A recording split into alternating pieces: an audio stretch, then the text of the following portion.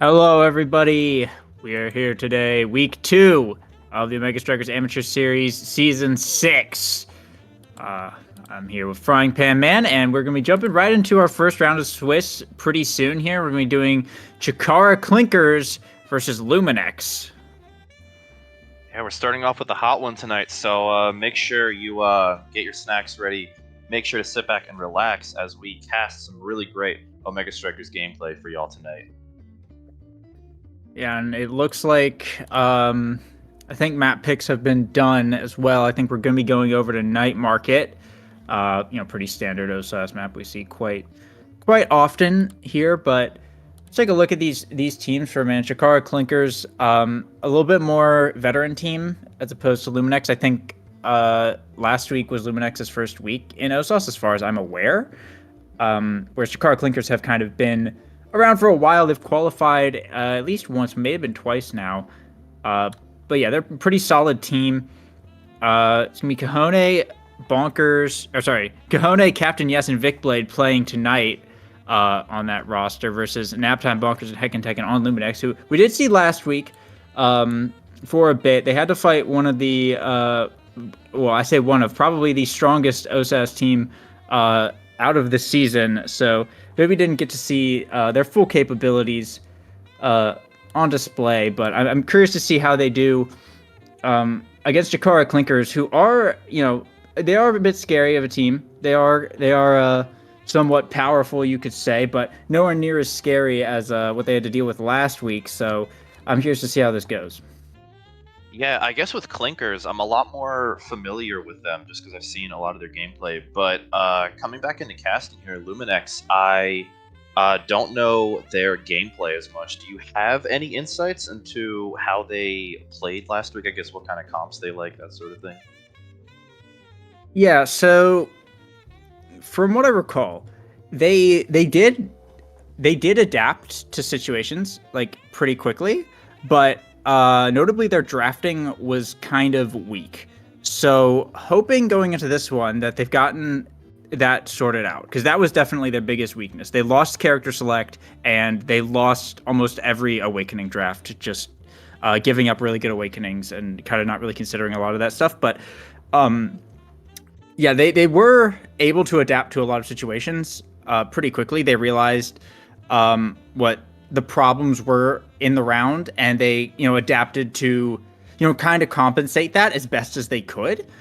So I did see that, which was really cool. But like I said, the awakening draft ended up getting so out of hand for them, and yeah, unfortunately their opponents were just a bit on a different level that they just weren't quite able to execute their game plan. But like I said, I hope that they've worked a lot of that out now going into this week.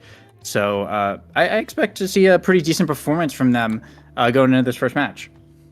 Yeah, no, if that's the case, I'm really excited, and I'm overall just Night Market. I've said it before. I'm not usually the biggest fan of this map just because of how much it gets played, but I am a lot more interested in it recently with the changes in character selection. Since you now have to deal with the snake draft, you're not able to end up just playing the same two team comps against each other. You actually have to consider what characters are going to get picked up first, what are going to get banned out. You can see X getting banned out here really quickly. X, very common, aggressive pick on this map. So I'm excited to see, with those bigger picks being taken out and what gets picked up first, what the teams are going to go for, considering what ends up getting removed from their striker pool. Yeah, notably as well, it's just a quick strikes, stacks on stacks start, both very, very strong kind of auto pick awakenings. So the players here are going to have to kind of make that critical decision of, do we want the quick strikes or do we want to be able to move faster? And that might just come down to overall gameplay, and this could end up being a make or break moment. Obviously, you die a lot, the stacks are not going to be good, but we see the Kazan pick coming out from Heckin' Tekken. Era Zen Kai coming over from the side of Chikara Clinker. So pretty midfield centric, offense heavy team comp from Clinkers here, whereas it looks like Luminex going for a much more kind of melee focused damage comp with the Mako goalie and the Asher and the Kazan up in the forward position, and taking a look at these awakenings. Yeah, it looks like Bonkers and Kahone went for the stacks on stacks. Everyone else opted in this case for the quick strike, so we'll see a little bit more energies coming up. And this is actually Kahone on the strike shot Aragoli as well, something I personally really love to see. So they're going to have even more offensive capabilities while sacrificing just a bit of defense, a little bit of anti-stuff for it. So I'm excited to see how they end up playing this out. I was just about to say it's perfect, because Kahone is really playing the kind of character you usually end up playing, so you can say a lot about it here. Moving in, though, yeah, it feels like so far we got really balanced composition between both teams, although that may change really quickly, as Captain Yes being taken out very quickly here due to that flip. But Dickblade going to get a great, with the flips coming out too, going to get a great barrier, and on top of that, the gold, making this round move a lot faster than I really expected. A great play there from Chikara Clinkers, and Kahone up on the stacks war as well, almost at max, whereas Bonkers has been stuck at 36 and hasn't really been able to get too many hits out to build up that speed, and that's something that can really determine the outcome of a set in a lot of cases, especially as a starting awakening. If you're able to kind of win that stacks and get those extra speed, Kahone on the Aragoli isn't going to be able to do a lot about Asher walking up, in their face, except get the core around Bonkers, which with that extra speed, they're going to be able to do that a little bit more consistently now. A nice little shot there from Captain Yes into the top side, but it seems like Luminex falling into old habits here. They're kind of playing that triple defense with both forwards kind of back up where the core is, and that just doesn't quite work, I think, as well as they're hoping, because it seems like Chikara Clinkers is just kind of able to work the core around them, and there's no one to get the core when Luminex is able to clear it out of there. So that may be something that they have to perhaps adapt to. They did get a KO here. Nice little power play to get one barrier. Dickblade looking pretty hurt here as well. Heckin' Tekken looking for the KO. I think it's Bonkers actually just picked that one up right there.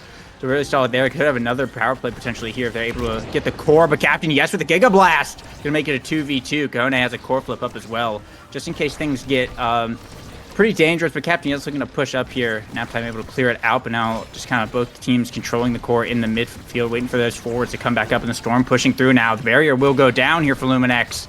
Got to be a little bit careful on this top side. All three members trying to defend this. Core flip has come out from Naptime to clear that out of there, but there's no one over there to capitalize on it. So there's back to this midfield struggle. Kahone sending it back in. Hook from Hekateki. Dickblade almost finds the dash, but not quite.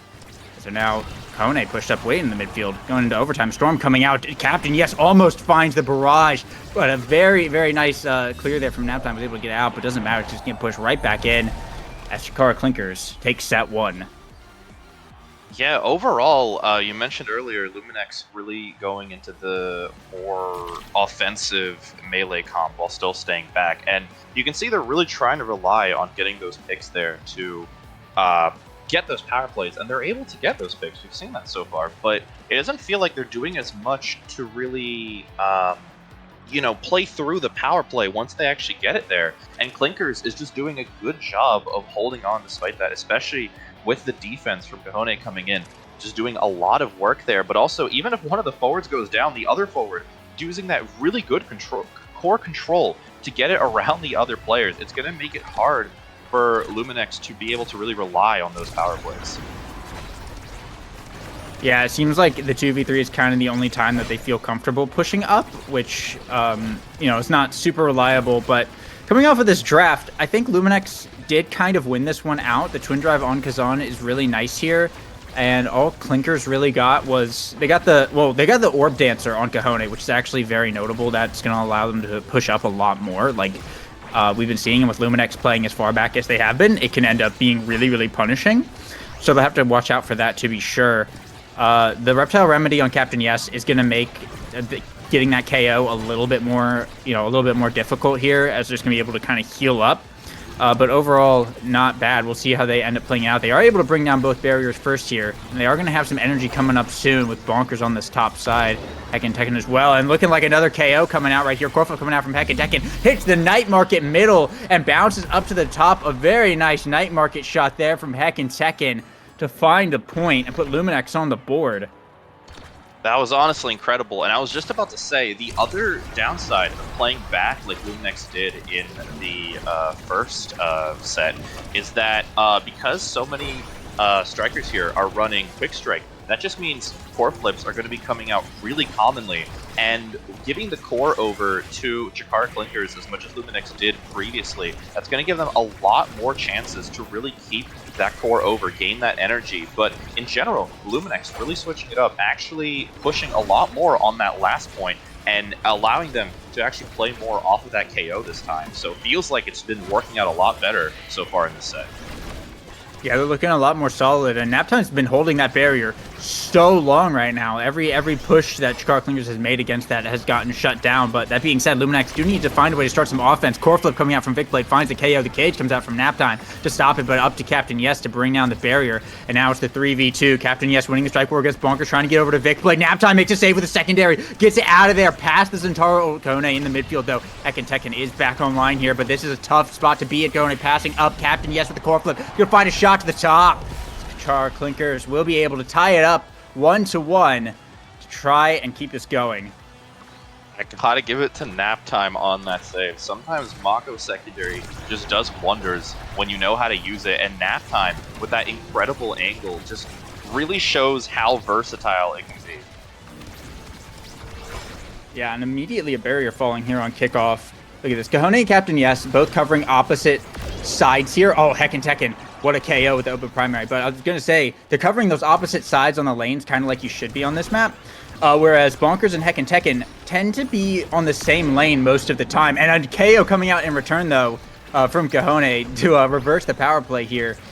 But yeah, they tend to stand on the same side, which is not, it gives a lot of pressure on that lane, but it gives a lot of space for out clears to be made. And with a fast ranged team comp like we have over on Chikara Clinkers, they're able to reposition pretty quickly. So you need to be able to kind of cover a lot of those other angles, because they'll just be able to kind of get it out of there and play around, their mobility, their speed, because they're going to be a lot faster than Luminex. The other thing too is that on top of having less angles to cover, Luminex just doesn't have the range that Chikara Clinkers does. Having a Kai is such a good versatile pick that can cover so much, even with just the barrage. And Kazan and Asher, while they might have the offensive pressure to at least make up for it somewhat, it doesn't change the fact that they're very reliant on being close to the core. That's probably why Luminex has been playing back so much, but there are risks to that. Although Captain Yes, great flip there, but unfortunately, Naptime with the amazing defense coming in. And Vicblade finding the KO there. Captain Yes goes for the barrage, but Naptime able to get it out of there. Gonna have to hold for a little bit longer, though. Kahone sending it right back in. Captain Yes, the dribble shot to the top, right into that top quarter, slides it right through. It's gonna be Clinkers bringing it to set point, and Naptime has been holding it down very, very solidly. They made a lot of saves that, they probably shouldn't have been allowed to make, but they were able to, make those kind of last-second shots. That being said, Captain Yes with the double barrier off a kickoff is going to be a little bit scary here. It's Kahone trying to send it back in, down to Vicblade, shot to the bottom. It's just going to sink it right in. All three members of Luminex not over there. They're all up at the top trying to deal with Captain Yes, and that's going to be Chikara Clinkers taking their second set. Vicblade the MVP. See if they get anything nice here. Explosive Entrance and Catalyst both on the board. This could just be the end right here, depending on how this goes.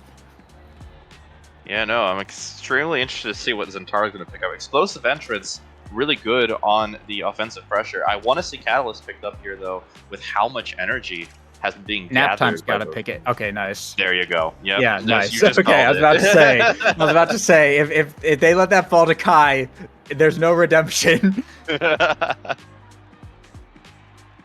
Yeah, it is. I think honestly, Vicblade should have taken the Catalyst there, and just let the Explosive Entrance fall. Catalyst is just so good, especially with quick strikes. Just let the Explosive Entrance go over to Kazan or whatever. Like, no one on that team is really using Explosive Entrance like all that well, and then that way they could have still gotten, something else. They could have taken, the Unstoppable or whatever. But yeah, either way, Clinkers coming out looking pretty solid. Getting the Catalyst on Mako as well is not like huge. It would be better to have it on one of the forwards, I think, because Mako can't, like, you're gonna have more defensive core flips, but Mako can't really push up to make too many offensive plays, so it's not like super helpful in that regard. So I think Clinkers definitely kind of won that draft, even though they should have gotten the Catalyst. Yeah, but we'll just have to see how it ends up going here. We are having some core flips coming up pretty shortly here. The Storm going to bring down one barrier there as Vic Blade burning core flip in the bottom. It's going to get blocked, though, by the defense of Luminex. Kahone also bring the core flip. Bonkers able to block that one, though, but just can't hold on to the core long enough to bring down that barrier. Tekken, it's the only one, or it has a core flip up in the midfield, but so far the offense from Chikara Clinkers is just not relenting. Naptime has to burn the core flip, send it down to the bottom, down to Bonkers, but Kahone able to get it out of there over the captain. Yes, Tekken, nice little hook there to keep it in play, though, but they have to get this barrier, and they're not able to. Kahone just can send it right to the out clear, try and get it over to Vic Blade to try and restart Chikara Clinker's gameplay, and walking up with the barrage. Naptime able to clear it out of there, but there's no one to capitalize. Once again, Kahone just sends it right back down to the bottom, as just gets it right around Bonkers, and the Storm coming out is going to bring down the barrier and almost take Naptime off the map, and now up to the top, Vic Blade looking for the point. He's put in the cage, which doesn't matter because he's going to find the KO onto the goalie and sink it right in. Chikara Clinkers bringing it to match point. Yeah, no, that was just incredibly fast moving once the barriers were down. A really good Mako ult to try and prevent that, but it just wasn't enough against a lot of that offensive pressure that Vic and Yes so quickly had moved into. And also, the really good, I was just about to say, the really good Maelstroms from Kone really doing a lot of work. And, well, I don't really have to say much when you see it play out like that. The 2 KOs coming out so effortlessly. Kahone not even needing to stay back in the goal crease and just really cementing that third point for Chikara Clinkers. Yeah, that was chilling, the Era double KO with the beam and scoring the point. But yeah, this is what happens when you have like a comp like Chikara Clinkers had. You have Kai, Era, Zentaro. Like that is just kind of like reposition central. They can run really fast. They can just get around the map very quickly, and they still have tools to be able to influence the core very significantly. Whereas Luminex kind of got locked into the fact that they're all relatively short-range characters. Mako, for the most part, it just kind of has to sit somewhere and turtle up despite having a ranged ability. And Asher obviously just kind of does the same thing but on offense. And the problem was they kept falling back too much. I think Luminex needs to just get the positioning really worked out, because if Kahone pushes up like they were doing and they mess up, right, which they did a couple of times, and the core got past them, the problem was there was no forwards over there to hit the core into the barriers and just punish that. And so Kahone was able to run back and get the core and send it back in and just keep going for free. Whereas if you just have a forward just up there, maybe you lose. Maybe Kahone pushes up and you lose the 2v3 and you lose a barrier. The core is going to bounce back. And if Kahone is on an angle that Kahone can't go back and just instantly grab it, that forward can just grab the core and just say, okay, I'm just going to take both your barriers and score because there's no one back here to stop me. And I think that's the trap that Luminex kind of fell into, was they just didn't feel confident in doing that. Which I think once they get over that hill, I think they'll be in a lot better shape there. But pretty nice game all in all. Yeah, I think, and this is kind of what I was thinking while you were talking about this. And I'm just assuming this, obviously, I wouldn't know. My guess is that Luminex was banking on having that Mako buff around to make up for the fact that they're running 2 melee forwards, because the speed and the size is going to help deal with a lot of those repositioning things by making those 2 melee forwards a lot more imposing. But I just didn't have as much time to set that up. I mean, Naptime did pick up Sorry, it's been a minute since orbs were in the game. The orb that gives you back cooldown. Yeah, the Ponderer. Ponderer, yeah. Naptime had that on the board, so with that, you could get secondary way more quickly. But it's just, Clinkers was just doing a really good job moving the core around, because their comp was, I guess, a lot more balanced overall, with the Era and Kai feeding into the Zen melee, and was just able to get around a lot of that. And so Luminex didn't have as much time to set up the Mako secondary that could have made the comp work a lot better. And on night market, where things just move so quickly and barriers can go down so quickly, you just don't have the free space to fix up against that. And so Clinkers also just has a much bigger advantage in that regard. Yeah, I think as well, kind of following that up. I mean, like, what was the midfield game for Luminex there? Like, you would say like maybe the Kazan, but um, when you're facing against Kai and Zentaro, that's not really a battle that Kazan can win. And on Night Market is a very midfield centric map with the speed gate being so important. Yeah, they didn't quite have that presence to control the core to work it over across that side of the field.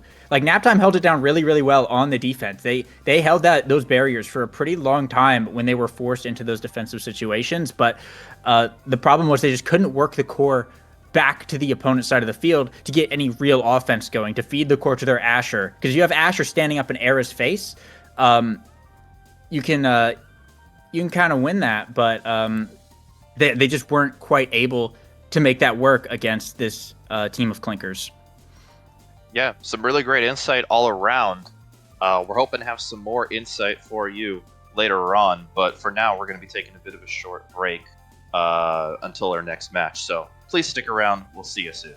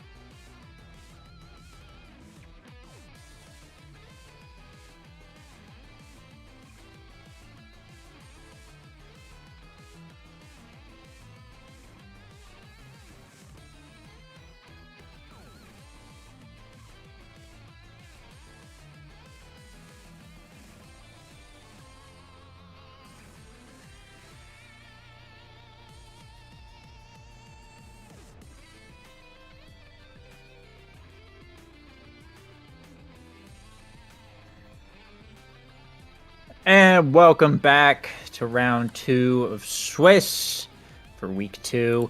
We're going to be getting into it in just a minute. We got a classic matchup tonight, Seraphim versus Chikara. We got the newly formed Seraphim Red Robin Yum versus Chikara Chills. And this, I think, is going to be a pretty interesting game. Seraphim Red Robin is the legendary, the goated Jenny Jen and the Cross Brothers, the infamous Cross Brothers, versus, of course, Chikara Chills being Superman Guy, Lucy Uwu, and IDC. I think this is going to be a really good match. You know, I'm all over this match. In terms of the Seraphim team, I'm very familiar with the members individually, but I haven't seen the team actually play together yet. So I'm excited to see how they work around each other's strengths. And also with the Chikara Chills team, I'm not as familiar with them either. So all in all, for differing reasons, but still very excited to see what both teams end up bringing to the table, as I am not sure what they're going to do. But we are possibly moving into Night Market if the map is currently correct yet again. Yeah, it looks like it's going to be a Night Market game. Once again, not very surprising here. When it is available, it gets picked. But yeah, I'm excited for this one because I haven't seen Red Robin play before, but I know all the members on there, and I know how they kind of play individually. So I'm curious to see how this ends up going. I've seen Jenny on that Juno goalie a fair bit. So we'll have to see if that ends up being the pick. And of course, starting Awakenings could, influence that as well just a bit. But J Cross and C Cross, the legendary Cross brothers as they are, the midfield forward duo, just there to, kind of be the offense really, of that team. Where Chikara Chills, they've been around for a bit longer, right? They're a little bit more established. They haven't qualified before, but they've gotten pretty close at least once, probably at least twice. But yeah, I don't know too much about how they play or like what they play. So I'm interested to see in what they end up picking here. Yeah, overall though, we still got a bit of time to wait until the match actually starts. So until then,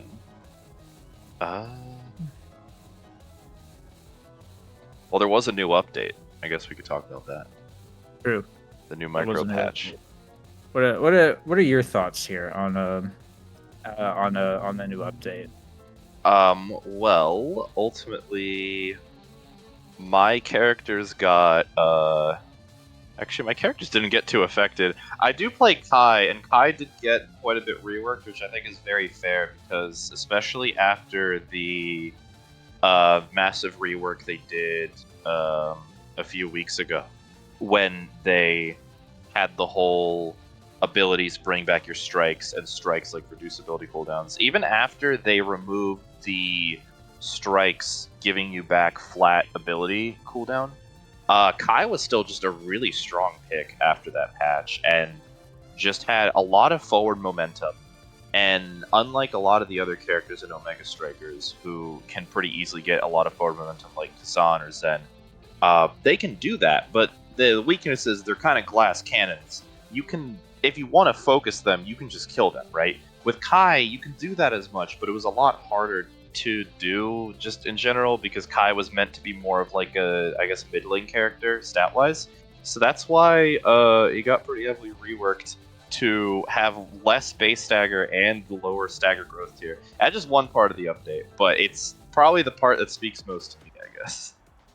Yeah, it has been noticeably more squishy, but we're going to be getting into this game right now, and it's going to be a reverb 1-2 punch start. Interesting here, potential for some of that KO stuff that Juno that I mentioned earlier could be pretty nice with the 1-2 punch, but of course, stagger scaling on the board. Stagger is very strong right now. There's a fair bit to scale off of. That's quite powerful, but a typical X band coming out from the side of Chikara Chills, Kazan band coming out from the side of Seraphim Red Robin. Seems pretty standard on Night Market 1-2 punch start. No Era getting banned though, so I imagine I imagine someone's going to pick Era just to have it. But we'll have to see here. It is a Mako goalie once again here from Superman Guy. As Seraphim looking to their picks. There's the Era coming out, and there's the Rasmus. I imagine that's the Cross brothers filling those midfield and forward slots with that. Which are pretty solid picks as well. For this map, I imagine they're both going to go with the reverb to get some of that stagger on the board. Whereas Drek pick coming out from Chills. It's pretty nice here as well. It looks like it actually could be Rune from IDC, which is very interesting because that's not a character that we see very often at all. Not at all. Honestly, in general, Chikara Chill's really running a double midfielder comp here for the forwards. I mean, Drakar's got a bit of forward energy, so it's not entirely in that sense. Honestly, both teams are, though, because we're also seeing Era Rasmus here from the Cross brothers on forwards. So a lot of core control are going to be going into this match. Yeah, notably as well, every single person took reverb. No one took 1-2 punch, not even the Rune or the Drakar here. So I think that's kind of interesting. Everyone's going to be competing for those stagger items. Also, Jenny on the Estelle goalie, eject button Estelle goalie is also something that you don't see too often. So we'll have to see how it ends up going. Obviously, there's going to be a lot of midfield presence with that, but not a lot of anti-stuff power. Though I guess when you're against Drek and Rune, you might not necessarily need that. Having that extra range to face them in the midfield might end up being more useful, which so far it seems to be, as that barrier is still holding quite well. Seraphim's just trying to work their way up the field with this core, really. Oh, a pillar into shotgun combo, though, from Chikara Chills will open up the goals. Now they're looking to push on this top side. Seraphim Red Robin able to get it out over to C-Cross, looking for the pendulum swing. Core flip has to come out from Superman Guy, though. Not going to look like get too much off of that. J-Cross, you have to fall back on the defense. Jenny, nice clear up to the top. Now getting it back over to C-Cross with the whiplash. Can't quite get it through. Superman Guy goes for the hook. J-Cross trying to back him up, but IDC able to shut that down and find a KO as well with the banish into pillar. And now it's a 2v3. Jenny has a core flip up, but this is a very dangerous spot for Red Robin to be in. C-Cross going for the whiplash on the bottom side. A perfect angle into the top, though, is going to put Seraphim Red Robin Yum first on the board. I do have to say, it's really fitting. In the last Night Market game, we saw a lot more of the pressure being reliant on those KOs and that damage, and we still have some of that here, especially with Rune on the board. But it is kind of funny that not even Rune took 1-2 punch. Everyone here was looking for that ability in core control, and we're gonna see that. I think a lot of strikers here are gonna make a huge amount of use out of that. J-Cross so far making really good use of the Era speed to just be where J-Cross needs to be so quickly, both on the offense and the defense side of helping Jenny. But all of that leads to C-Cross getting a really nice, clean Rasmus primary into the goal, keeping that offensive pressure up, and just showing how the Cross brothers make it work, along with Jenny's defense. Yeah, Cross brothers have pretty solid synergy up in the forward positions. They play together all the time. So it's a pretty, it's a pretty consistent offense that they have, and Jenny is a very consistent goalie as well. So they're just, they're just running through the books really, and just making it work. Whereas Chikara Chills has a very kind of unconventional team comp here, and I'm not exactly sure what the game plan is to get around a Estelle goalie with Rune and Drakar. Since normally I would think like you would have like kind of a brawler up there to like win the 1v1 up close, but they don't really have that capability here, especially with Lucy kind of playing the midfield back a lot. So I'm curious to see how they end up adapting to this kind of unusual defense that Red Robin has presented them with. And of course with an unusual offense, we'll have to see. I mean, Rune and Drakar are both characters that can kind of adapt and play a little bit differently depending on what the situation is, depending on what awakenings they get. And we'll have to see what happens going into this first draft. But that being said, C-Cross not looking too healthy over there. He's going to get taken off the map as well. Going to make it a 2v3. This could be Chikara Chill's chance to bring it back. But J-Cross so far in the midfield doing a good job of just buying some time, not letting any insane offensive pushes come out from Chills. J-Cross on the top side brings out the core flip to dodge the banish and sink it right in. Beautifully timed from J-Cross right there to take the set for Seraphim Red Robin. Yeah, no, an amazingly timed flip there. Just able to weave through everything being thrown at J-Cross. I think ultimately, though, Lucy IDC have been getting some really good plays when they're able to set up efficiently, especially with some of the rune pillars we've seen up to this point. But Jenny is just also doing a really good job at using those long-range Estelle primaries and other projectiles to just keep the core out. That's what Estelle goalie is good at, keeping that core at range. And as long as Jenny keeps that up, with the kind of midfielder balance comp here IDC and Lucy are running, it's going to be really difficult to get past that.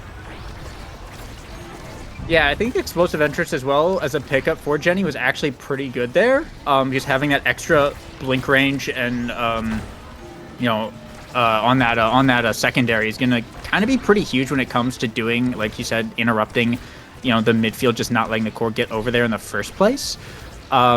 Overall, I think it was a pretty good draft for Red Robin. They did get the Among Titans for the Rasmus as well, which is quite nice. IDC did pick up Castellast, which could be a little bit scary on that banish, but we'll just have to see. Oh, a big double banish comes out, actually, right there as I say that, but I was going to say they don't have the core, but they got stuck in there long enough that they were able to work the core all the way around the field and bring down the barrier there.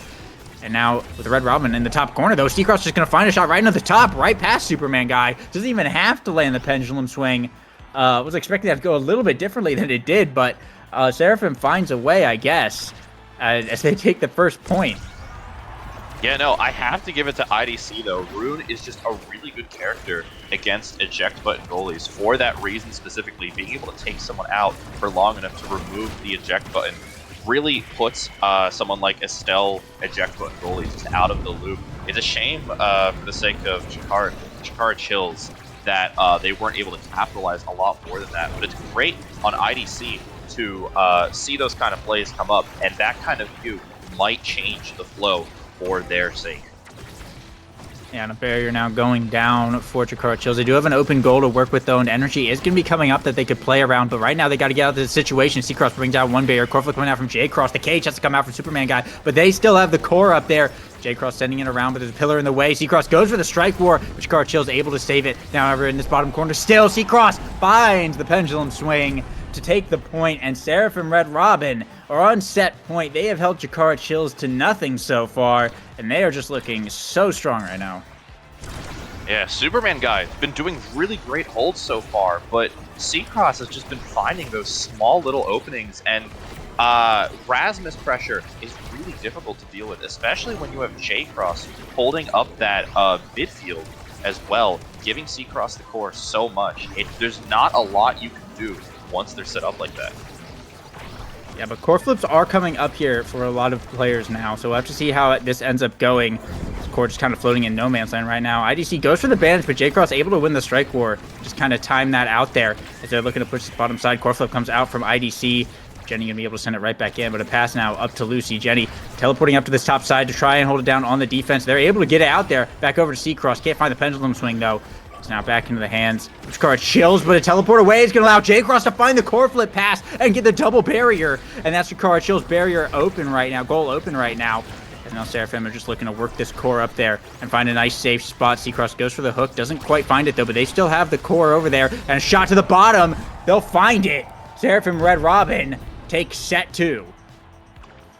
It's hard too, because Chikara Chills is staying back at times to really try and pump up that defense in those hard moments, but it just seems like J-Cross, C-Cross really finding some clean passes, and unfortunately for Chills, they're just not able to find as big out clears here, and especially with recovery drone being picked up by Rasmus here.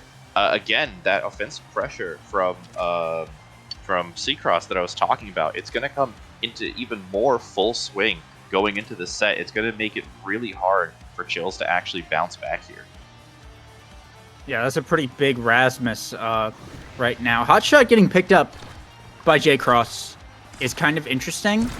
It did deny it from IDC, but this ended up getting Rapid Fire instead, which I don't know if that was worth it. I think you just take Rapid Fire on the Era there, because it's just so good on the character, and I mean, so far, the Rune Pillars haven't been too much of a problem for Seraphim, but other than that, I think it was a pretty decent draft.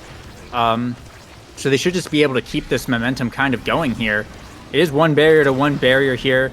Jenny able to find the blink there and trying to get it around the 2 forwards here, but too much pressure coming out from Shakara. Chills that the barrier is going to fall down, but J-Cross coming back with the defense. Jenny doesn't know which way it's going. Got a little mixed up there. And Shakara Chills are going to be able to put themselves on the board, their first goal of the game.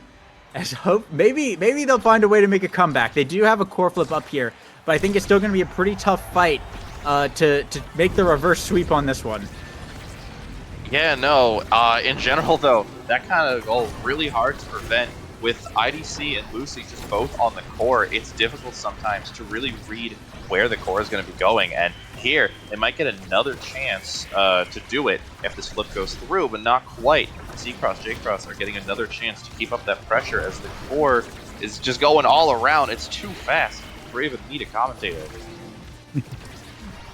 Yeah, but a nice core flip there from Jenny is going to get it up to the Cross brothers here, but sending it right back down now. IDC and Lucy looking for this push here. The defense holds so far. J-Cross burns a core flip, though, and Lucy's going to be able to find the shot right through in the top side. Chikara Chills have brought it to set point now all of a sudden as they're looking to maybe bring one back. It seems like they found, like we mentioned earlier, their win condition for getting the goals. They seem to have struggled a little bit with it in the beginning, but they seem to. I think they figured out what it is after those consistent goals like that. I think they're just gonna have to really play around their character strength of just being able to mix up the defense here and then get that corner pressure with the Drakkar in the top or bottom side and just kind of force it through whenever Jenny is out of cooldowns. Is kind of how they're hoping to score here. They do have 2 barriers to work their way through right now, though. They do get one with a nice little shot from IDC. They're going to have to true a little bit more. It's now in the hands of C-Cross, dribbling on the top side. Goes to the pendulum swing, but Superman guy able to get it out for now. The hook, bringing it right back in, but the defense will still hold for Chikara Chills. Now back in the midfield. Superman guy brings it down to the bottom. Jenny teleports up. The Superman guy is quick enough to react to those ones to get it back over to Lucy Uwu. The banish coming out here as well. Set up a pillar. Not much going to come of that. It's now back in the hands of C-Cross. Nice little clear there from Superman guy to get it out into the core flip and avoid the pendulum swing.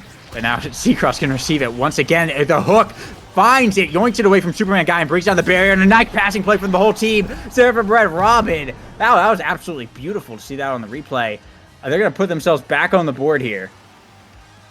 Yeah, I mean, it's interesting to see these two teams really just go between each other in terms of momentum. It's hard for me to even say, like you mentioned, like I think it's mostly just that win con that Chills was able to really find, because it doesn't even feel like their awakening picks were really all that strong. I mean, for example, Superman guy does have Siege Machine here, but did pass up on Heavy Impact, a really classic, good pick for Mako with the secondary. And just some things like that, you wouldn't think it would lead to this much of a change, but honestly, Chills is making the most of it and really turning it around. I'm excited to see whether they can keep it up for the remainder of the set. Yeah, core flip from IDC there is going to just kind of send it straight up and down. Lucy wasn't quite able to receive the pass, but they're still able to maintain possession, bring down the barrier here. Going to force Jenny to fight in this corner, which is not where you want to be as an Estelle goalie. C-Cross going to have to core flip to get that out of there. Now working his way up the field with the whiplash, looking for this barrier in this top side, dribbling it around. J-Cross trying to push up to provide some assistance, but just can't quite get there in time. Hook coming out, try and keep it in this corner. Can't find too much of anything, though, as we go into overtime. This is where Rune wants to be, really. Without the hot shot as well. And a shotgun from Lucy actually is going to be the one that finds it right through Jenny.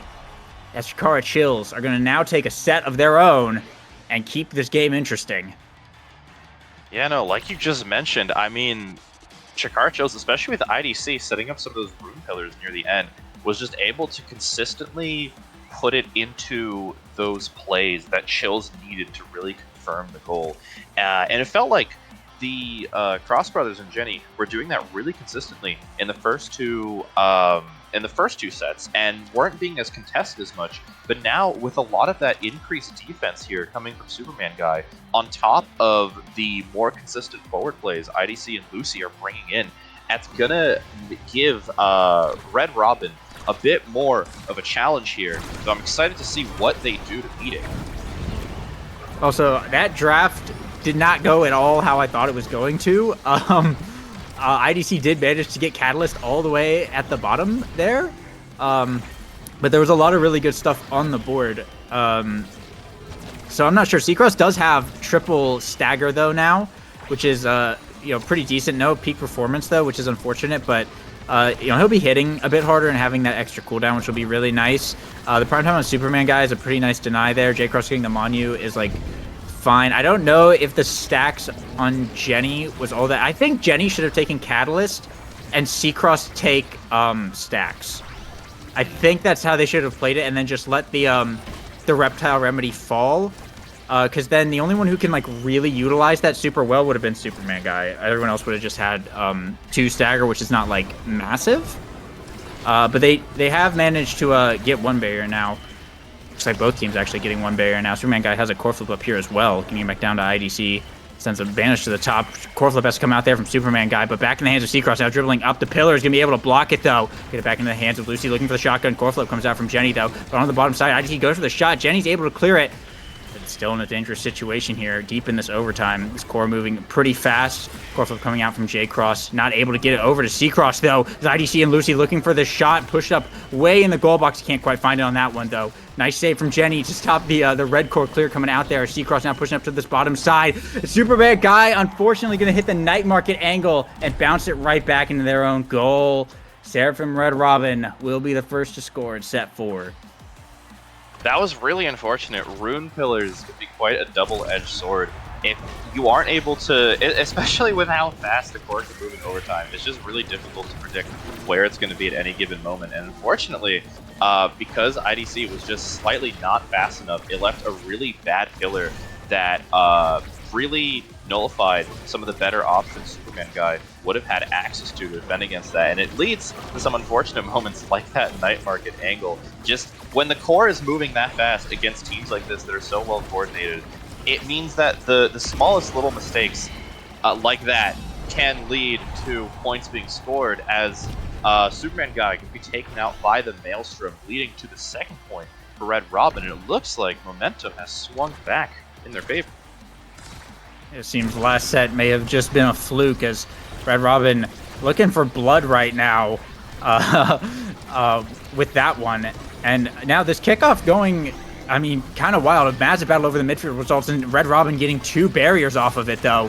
So they're looking pretty nice with an open goal. Core flip coming out from J-Cross. Not going to get too far, but they still have the core in their possession. C-Cross looking for the bottom side. Super guy's not fast enough. And that's going to be the game. Seraphim, Red Robin, Yum are going to take the win. Jenny and company, the winners here. And that was a very solid debut game on stream for that team. Take a look at the stats here as well for just a second. I mean, yeah, it looks... They got 10. C-Cross got 9 goals. J-Cross had 5 goal participations. Yeah, I think this just kind of comes back to what we were saying earlier with the team comps. Where Rune and Drakkar is just not as like consistent of an offense as Era Rasmus, right, on Night Market.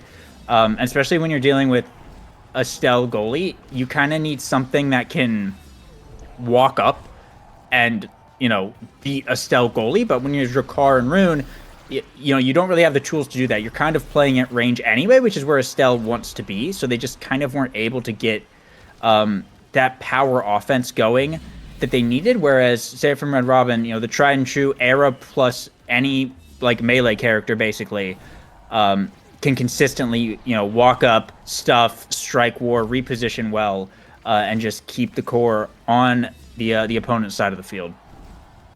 Yeah, no, Drakkar and Rune, they're either really reliant on making hard reads on certain abilities, such as like Drakkar shotgunning or like doing a Rune pillar setup somewhere, or really reliant on just forcing that checkmate situation. It's harder to force that checkmate situation when you also have to play back to help your goalie, and that's kind of what a lot of the double midfielder comp sometimes ends up going into, especially when you're dealing with another team that has a lot more of that offensive pressure. And in general, IDC Lucy really made good work into some of those checkmate plays in that third set, as well with some of those great reads that Jenny started having some trouble with. But ultimately, it's really difficult to keep that sort of like 50-50 game up. And with J-Cross and C-Cross just, I think, ultimately having a much more consistent playbook to work with, it in the end, just follow the formula to keep it going, and they were able to do that consistently on top of Jenny's range defense. Again, like you mentioned, working really badly against a Rune Drakar comp, it just made it all work in the end. Cooking up something great there. Yeah, really great showing there from Seraphim Red Robin. But we're going to be cutting it over to a short break before we get into our third round of Swiss. So don't go anywhere. We'll be right back.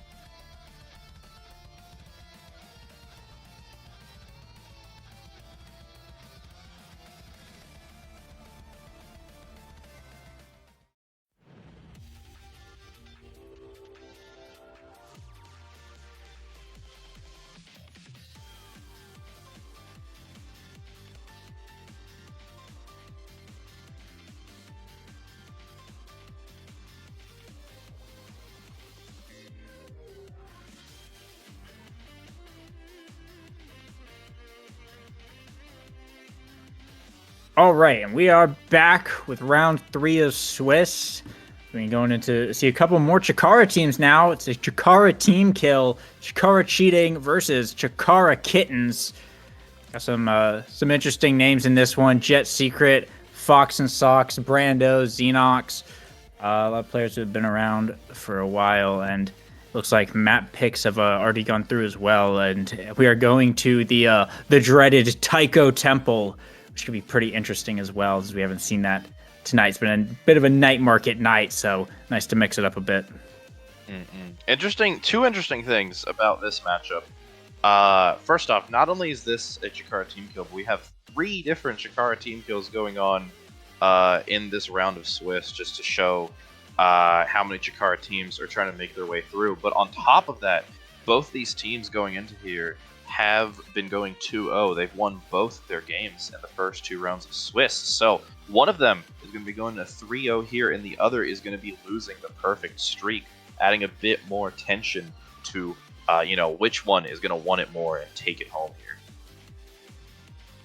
Yeah, this is kind of the point in the bracket when stakes start getting high. Those upper matches, those upper 2-0 matches start mattering a lot, as when you go into obviously the next round. If you go 2-2, you're not making it through to bracket. You have to be like minimum 3-1 or better to get through to the next round of the night. So this is where it's time to really lock in at this point. And you can't let a silly loss slip away here. So I'm interested to see how this one ends up going.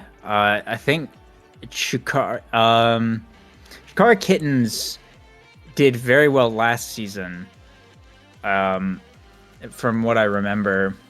And I honestly don't remember like too much. It's been such a long time, but I don't remember too much of how Chikara Cheating did last week. I actually forgot what their rank was, but regardless, they're both very good teams. They have really good players on both sides here. So I wouldn't be surprised if at least one of these teams or both of these teams end up making it to bracket. And I think I wouldn't be surprised if Kittens gets a qualification spot sometime this season.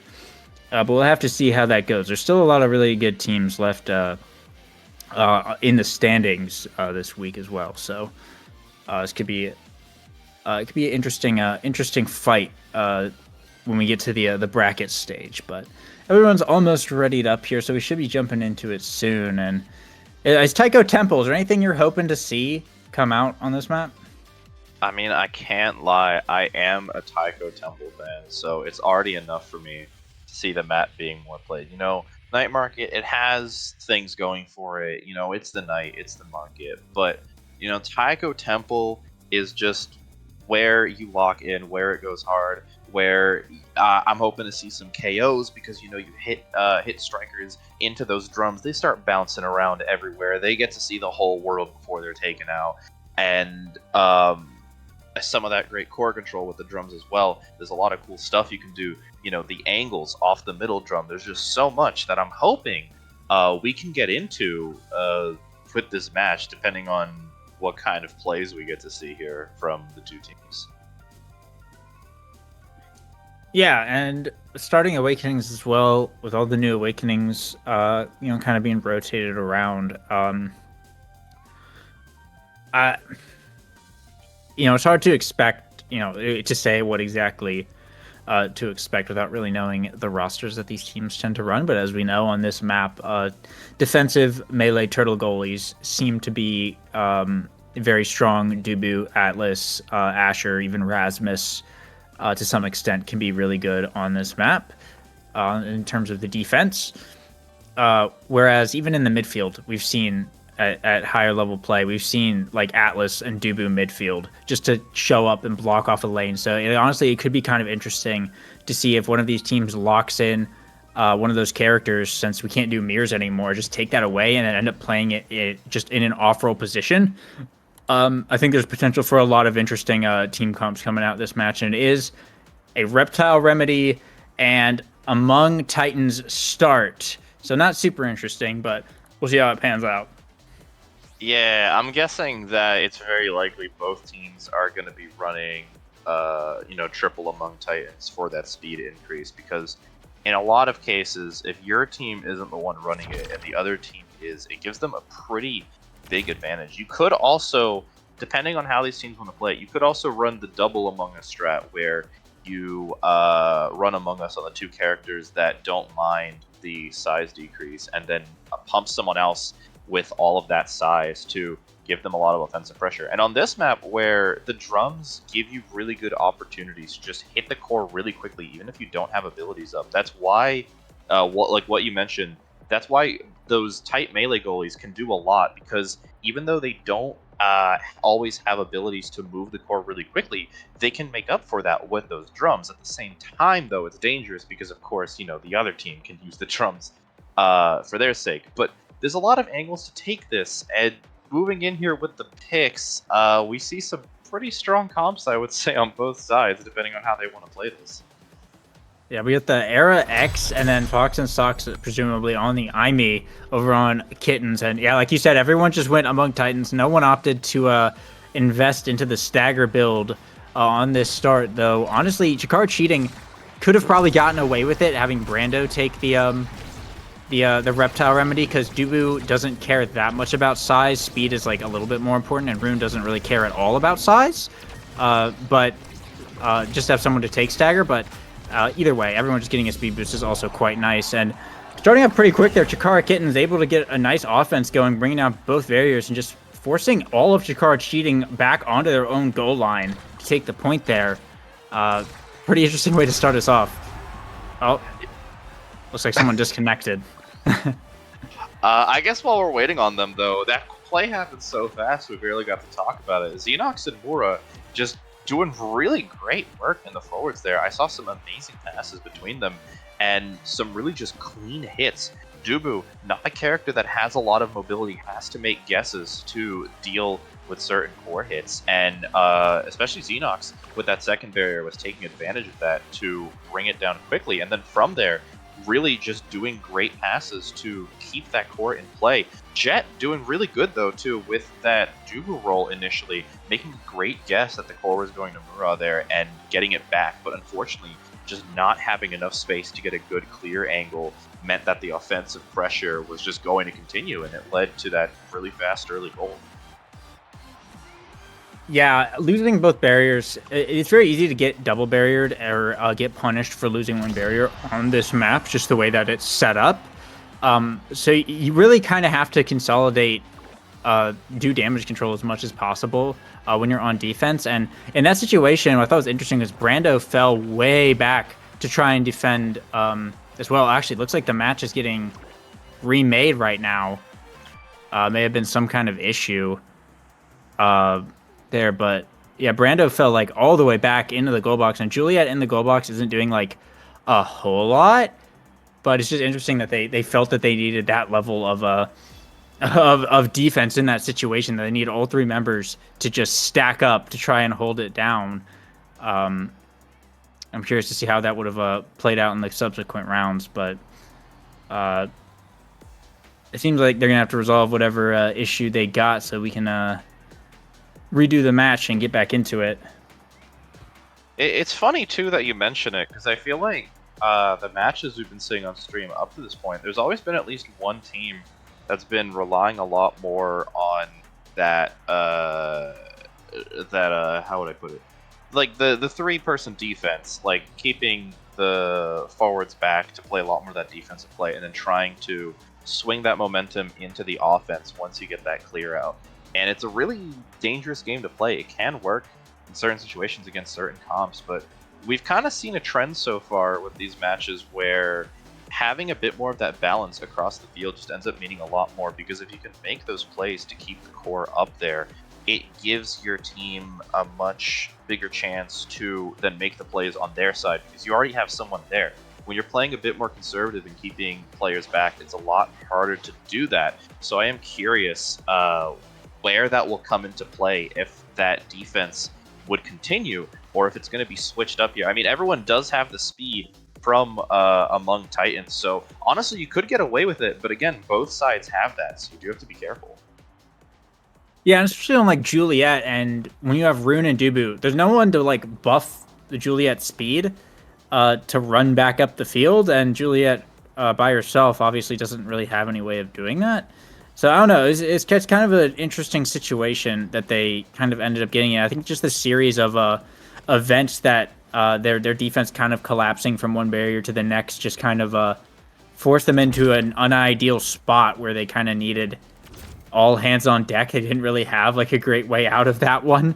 But the match is back online now, so same comps, same maps, same everything. So yeah, I'm curious to see where they go from here if they decide to learn from that 1 point and maybe rectify that issue. But that being said, the side of Chikara Kittens, very aggressive comp here. Era X already, arguably one of the strongest things in the game right now, and you just have Aimi goalie, who is not typically like the Taiko tempo goalie, but a very offense-heavy goalie. So if they get that offense going, like we saw in that first one, FoxNSlot is free to just blink up and just, deal, so much pressure. In looks like perfect curves. What are they doing? Are they remaking again? Are they remaking again? Giving up the point to keep it fair. With what okay, last time, is what I'm assuming. I think that's what it looks like. Okay, yeah. Amazing okay, that's cool. Offensive play here. Amazing offensive play for Chikara Kittens. Try. Yeah, Jet Secret finds those points. Yeah, but back into it now though.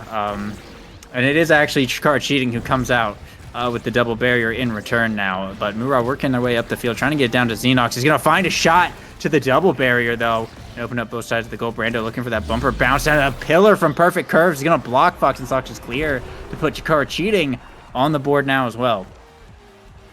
Initially, I was really unsure about that angle that Brando hit because it just immediately put it back up in the free space for Chikara Kittens to take instead. But perfect curves just made so much out of that play with the rune pillar there, and Fox just hadn't fully reacted to it yet. That kind of thinking is really good for Rune. You have to be versatile. You have to sort of improv some things because a lot of Rune's abilities aren't the kind of aggressive things you'd normally be expecting out of that forward. Yeah, and now Chikara Cheating, the ones with the open goal here, but a storm coming out from Mura is going to take that Rune off the board, and 3 core flips up for the side of Kittens. FoxNSlot is up in the midfield, but doesn't have an eject button. Going to have to run back to grab this core real quick, waste a little bit of that power play time, but a bounce from Brando just hit that angle perfectly. That's what they were trying to do on that first one. They got the point regardless, but that time they did it successfully. They hit the Taiko drum at just the right angle, and I guess for anyone who doesn't know, the Taiko drum is not actually a square. The hitbox is more of a circle, so you can get those kind of reflective angles if you hit it on the corner. And I mean, with that in mind, I imagine we're gonna be seeing a lot more of those coming out from Brando as well, which is gonna have to keep FoxNSlot on their toes. Yeah, I mean, I was saying it too before. Big part of the thing I like about this map is that those kinds of angles that you can get out of it. So I'm really happy to see Brando attempt it twice. Great banish there though by perfect square. Really able to keep that hold up, allowing Brando to get back without any barriers being lost, and that means the advantage is going to be going back for Chikara Cheating moving into the rest of the set. And some nice passing plays coming out, but the defense from Kittens is going to be able to hold Jet Secret. Unfortunately, stalling a little bit too long. He's going to lose the barrier there. Does have a core flip up, though, to try and clear it out. Gets it through the turret here. Move on FoxNSlot. Trying to work it back up, but can't quite reach the core, unfortunately. And that's the barrier going to be going down. Is now Brando in the midfield trying to work the core back up, with the Rune getting taken out right now. It's going to be a 2v3 once again. The soup coming out from Jet Secret here to try and buy a bit of time. Now dribbling on this top side. Just waiting for the midfielder to respawn here and not allow Kittens to get a barrier, but Xenox is going to find the shot regardless and open up Cheater's side of the board. Shot down from Mura down to the bottom. The Storm clearing a path. A great play from Mura in the midfield to bring Kittens to set point and tie it up. Yeah, no, like you said, that was just an amazing use of Maelstrom there to just get everyone out of the way, and especially Dubu. without any major initial projectiles or movement abilities, is just going to have a really difficult time with that. Jet Secret going to have to be aware of that moving forward, especially now that both barriers are gone. Going to have to be careful for the rest of the set. Yeah, you have to play back just a little bit. Let the forwards try and handle this barrier. It's not worth walking up and getting punished on set point like this. But Soup will come out in the midfield here. So looking to try and keep this going. Raw trying to get it out of there though, and Fox and Sox cyber swiping up. It's gonna hit right where Perfect Curves is and sink it right into the goal. And those are the kind of scary plays that you got to be aware of. When you got that IME goal, you got to keep track of that eject button, because if you do those cross clears and no one's standing there, they're going to be able to land those and just sink it right in. This is kind of the offense that we were talking about at the beginning, that they were kind of going to be able to bring here. And now Chrono Boost on the board is going to be a nice reward for Mura in his first draft. 1-2 punch going to be going over to the Juliet here. Twin drive pickup on Fox and Sox is also pretty big, as we've seen those cyber swipes can be utilized to great effect. Extra special on the rune is also really, really nice. It does deny it from the X as well. Bulk up being taken instead is not bad at all. And team player from Jet Secret, pretty good here. So overall, I think pretty solid Awakening draft for both sides here. They're definitely going to have to be wary of the Fox and Sox Twin drive now, as well as Mura's Chrono Boost, making everyone on that side faster. Of course, I'm saying this. Chikara Cheating just casually managed to bring down both barriers and score, but we'll have to see how it goes the next round. See if they avenge that.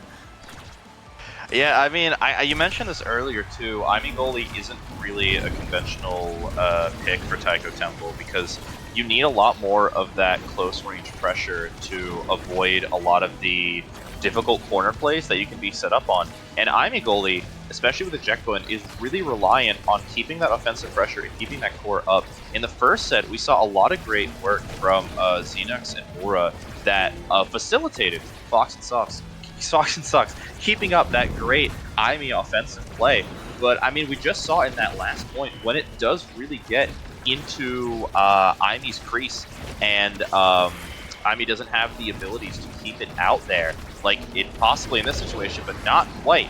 Even with the KO, it makes it really difficult for Imi to actually be able to defend it. And you can see there, the dribbles, unfortunately, didn't work out. Brando picking up the great second barrier here. Yeah, now Jet Secret with a core flip coming up soon as well.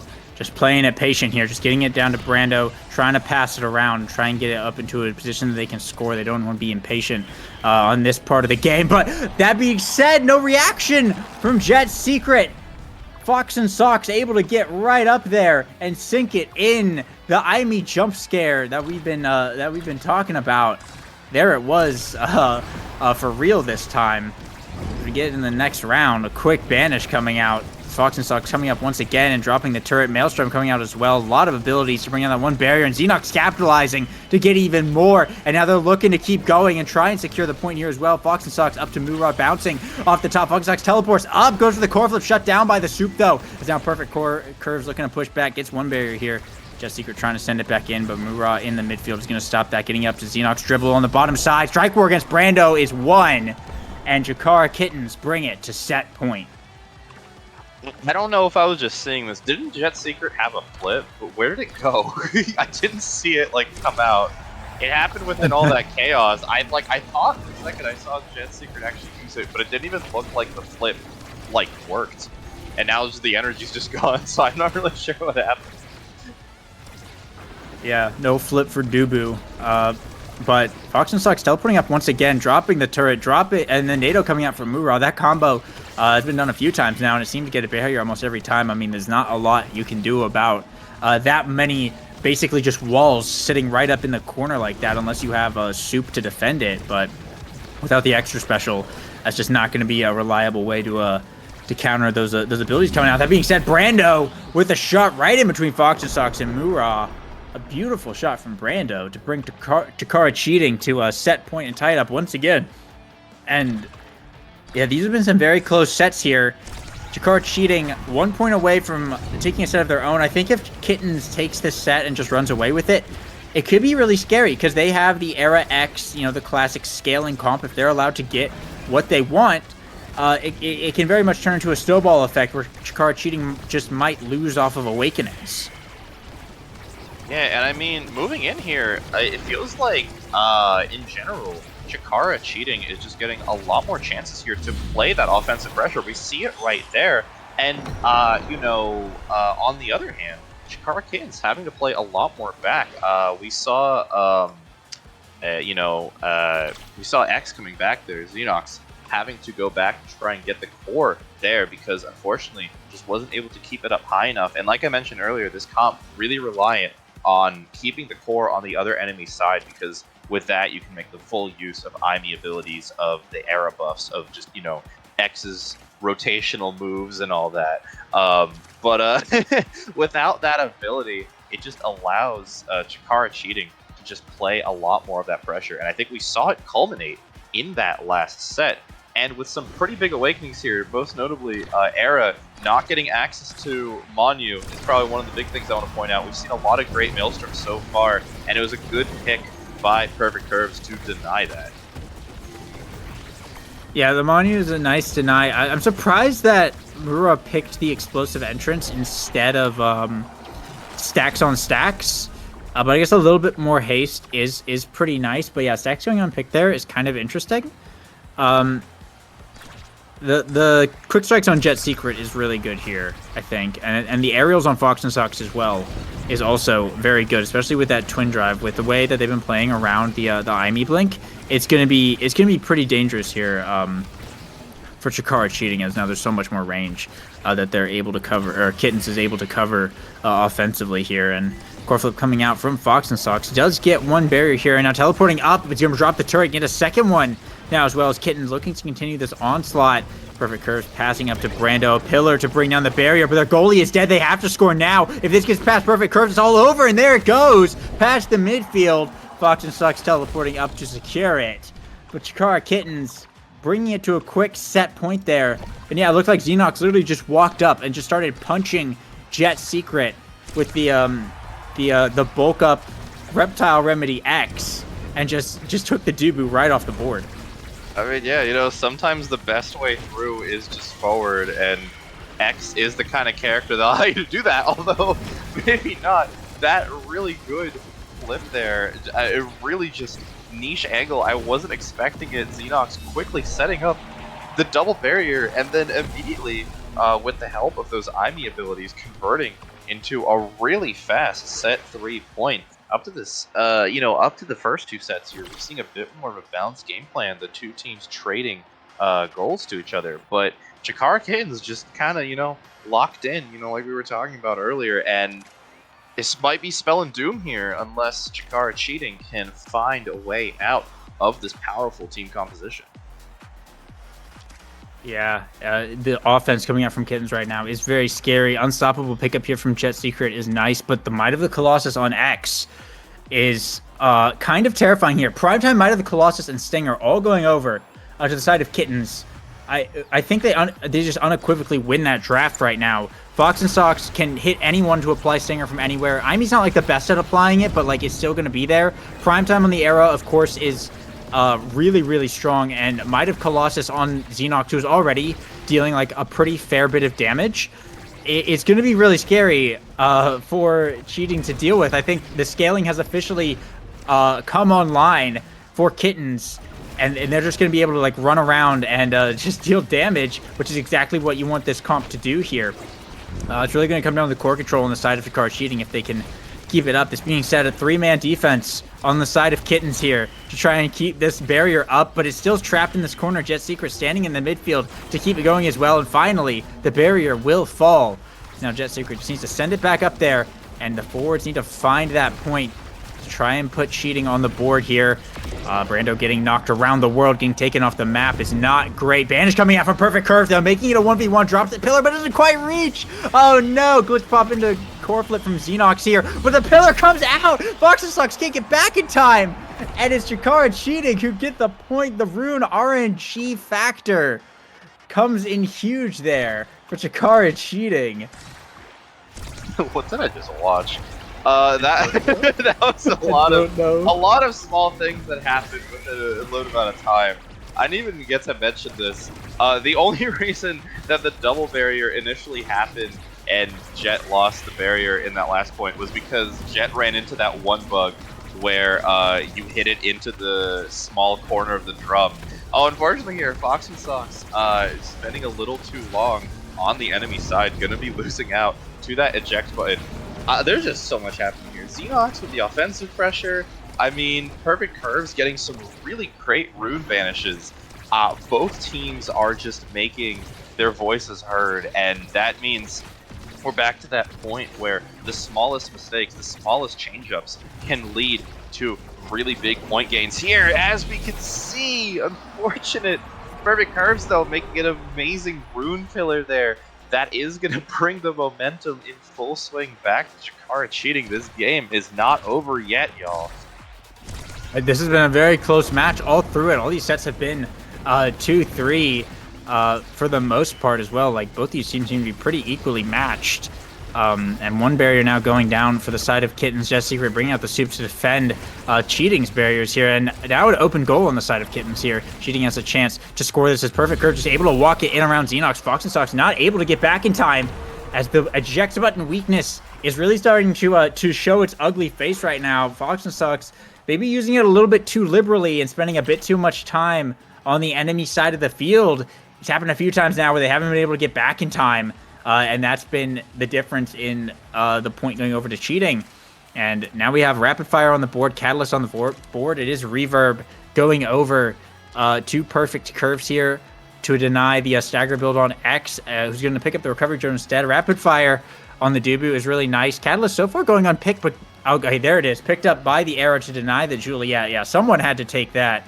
They did not let Brando have that.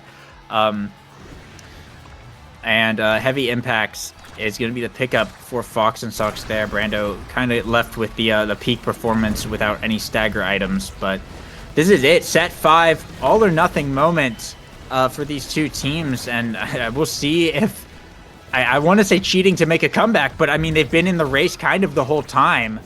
So I mean we'll see who's able to take it. These matches have been, or these rounds have been so very close. Yeah, it's in the end here, it's going to be, you mentioned before, Cheating really had to bring in that core control to avoid just the amount of stacks that, you know, Kittens had built up with these builds so far. And they've shown that they can do that in the last set here. Now that everyone's really powered up, it's going to be, you know, again, that fight between the damage here. Although it seems that Chikara Cheating is doing a great job here of avoiding it by getting that KO, and on top of that, vanishing out the X and just continuing that pressure. Brando finding a great shot in between them, threading the needle yet again like we saw earlier. And Chikara Cheating starting out this one with a great point. Yeah, Cheating starting off strong here. Fox and Sock does have a core flip though, burns it defensively to try and save that top barrier, but a big banish coming out here from Perfect Curves and gonna stall that out and get the core out of that dangerous situation. But Xenox going big mode, buffed by the era, is gonna be able to just take up so much space right there and bring down a barrier. However, Cheating gonna bring down both barriers in return, and dash one's coming out from Brando, doesn't quite find it though. But now Fox and Sox teleporting up, drops the cannon, but the barrier will remain standing for the side of Chikara Cheating here. Just Secret tries to send it back in. Murrah not able to grab the core here, but Fox and Sox luckily able to win that interaction and get the core out of there. Brando not looking too healthy for the side of Cheating here either, as Fox and Sox teleporting up, the barrier going down. Jet Secret has to find a way to get this thing out of here. The pillar coming up, and Fox and Sox sends it right in, but saves it with the glitch bomb, saves it against Brando as well. Fox and Sox is insane to keep this core going. Murrah on the bottom side, but eats the dash, but Fox and Sox tries to go for another crazy play, but doesn't quite reach it with the glitch pop. Brando is able to get it through, and the unfortunate eject button moment is going to put Chikara Cheating on set point and game point. Yeah, I mean, Chikara Cheating has brought it back in full force. The game has swung so many ways. Amazing vanish coming out here, almost leading to both barriers going down, but not quite yet. Chikara Kittens is still in this.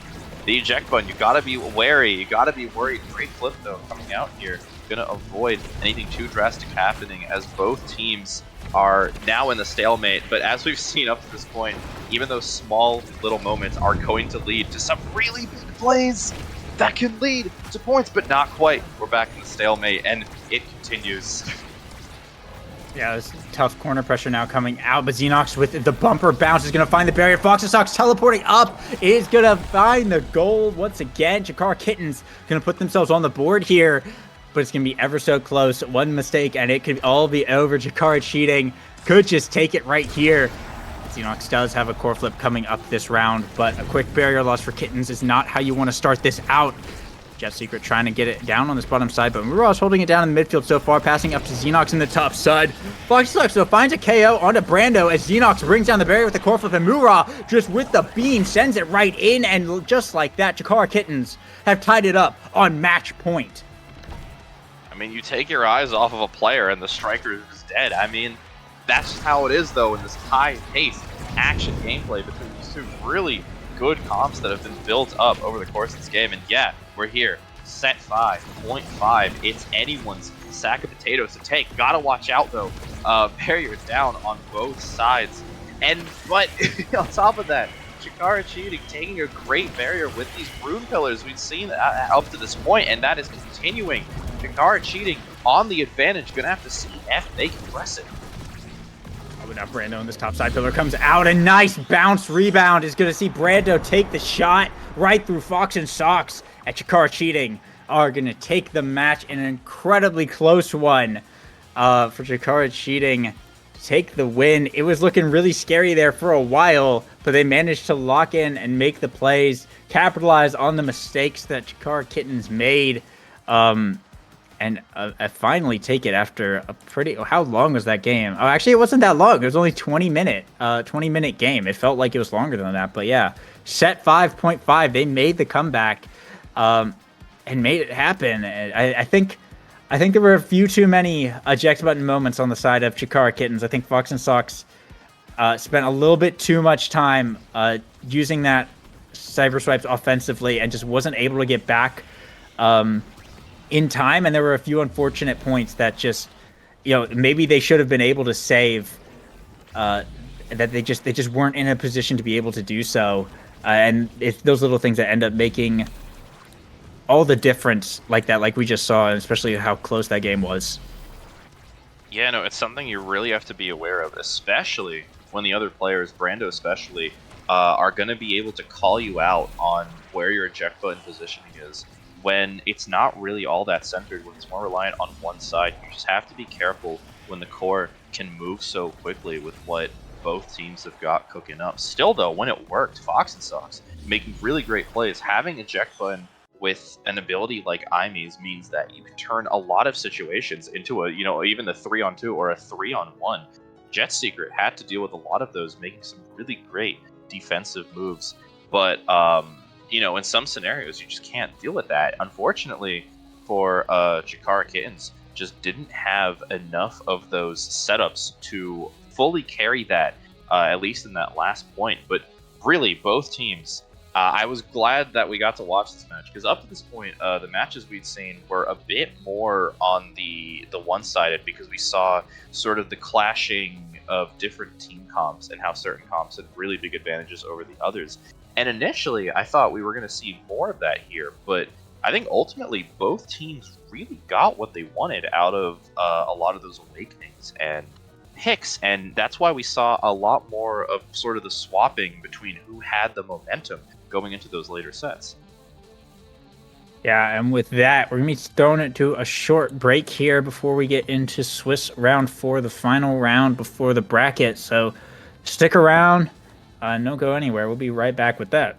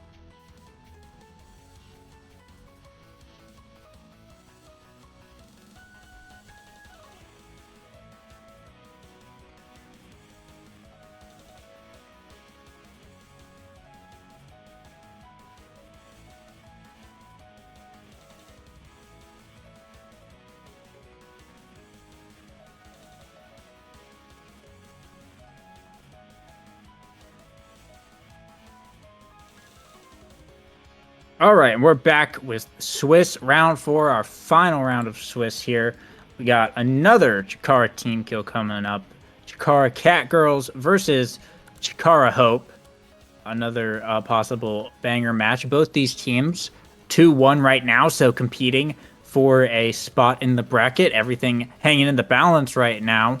And both teams that have been around for a while as well. So this could be another heater if we're lucky. Yeah, no, I mean, for me, it depends on the map because I'm a very big stickler about the map. I was really happy to get that Taiko Temple game earlier, and I am hoping that both teams are fun enough to pick a really sick map going into here. But we'll have to wait to see what this Chikara Ditto decides to select. Yeah, well, as they do their map bans and whatnot. What should we talk about? That's a very good question. I mean, the last update, right? How are you feeling about the orbs now that they changed them? Oh, the orbs. Oh, that's a Yeah. good question. What's your thought about the orbs? I enjoy the orbs. I think I enjoyed them back then, but they were definitely like really strong, especially if you played Aten City. But the thing is, I didn't like Aten City, so I never cared about that. Now that Aten City's back in the rotation, it's probably very fair that they reworked orbs, because if we were still dealing with old orbs and replicators still in the game, it would have just, well, we would have gone back to orb meta. Orb meta was very funny. It's funny that it happened. I don't want it to happen anymore. I think they're in a lot more of a balanced state now. I do like that they were sort of blurfed in the sense where it's easier to get to max stacks now because there's less max stacks, but you get an overall less bonus from it.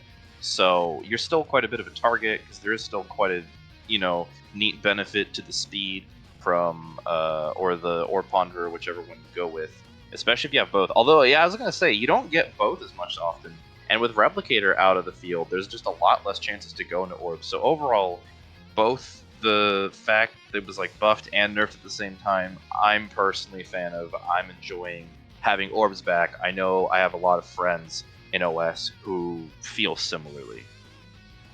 Yeah, I agree. I like the orbs as a thing. Having that kind of mini objective that you have to think about a little bit as well. It makes what is normally kind of a little bit trivial thing, being the power orbs, become a lot more important. Like I think orbs like being more contested is kind of a fun thing, kind of an interesting thing to like play around when they're spawning, and of course like where they're spawning.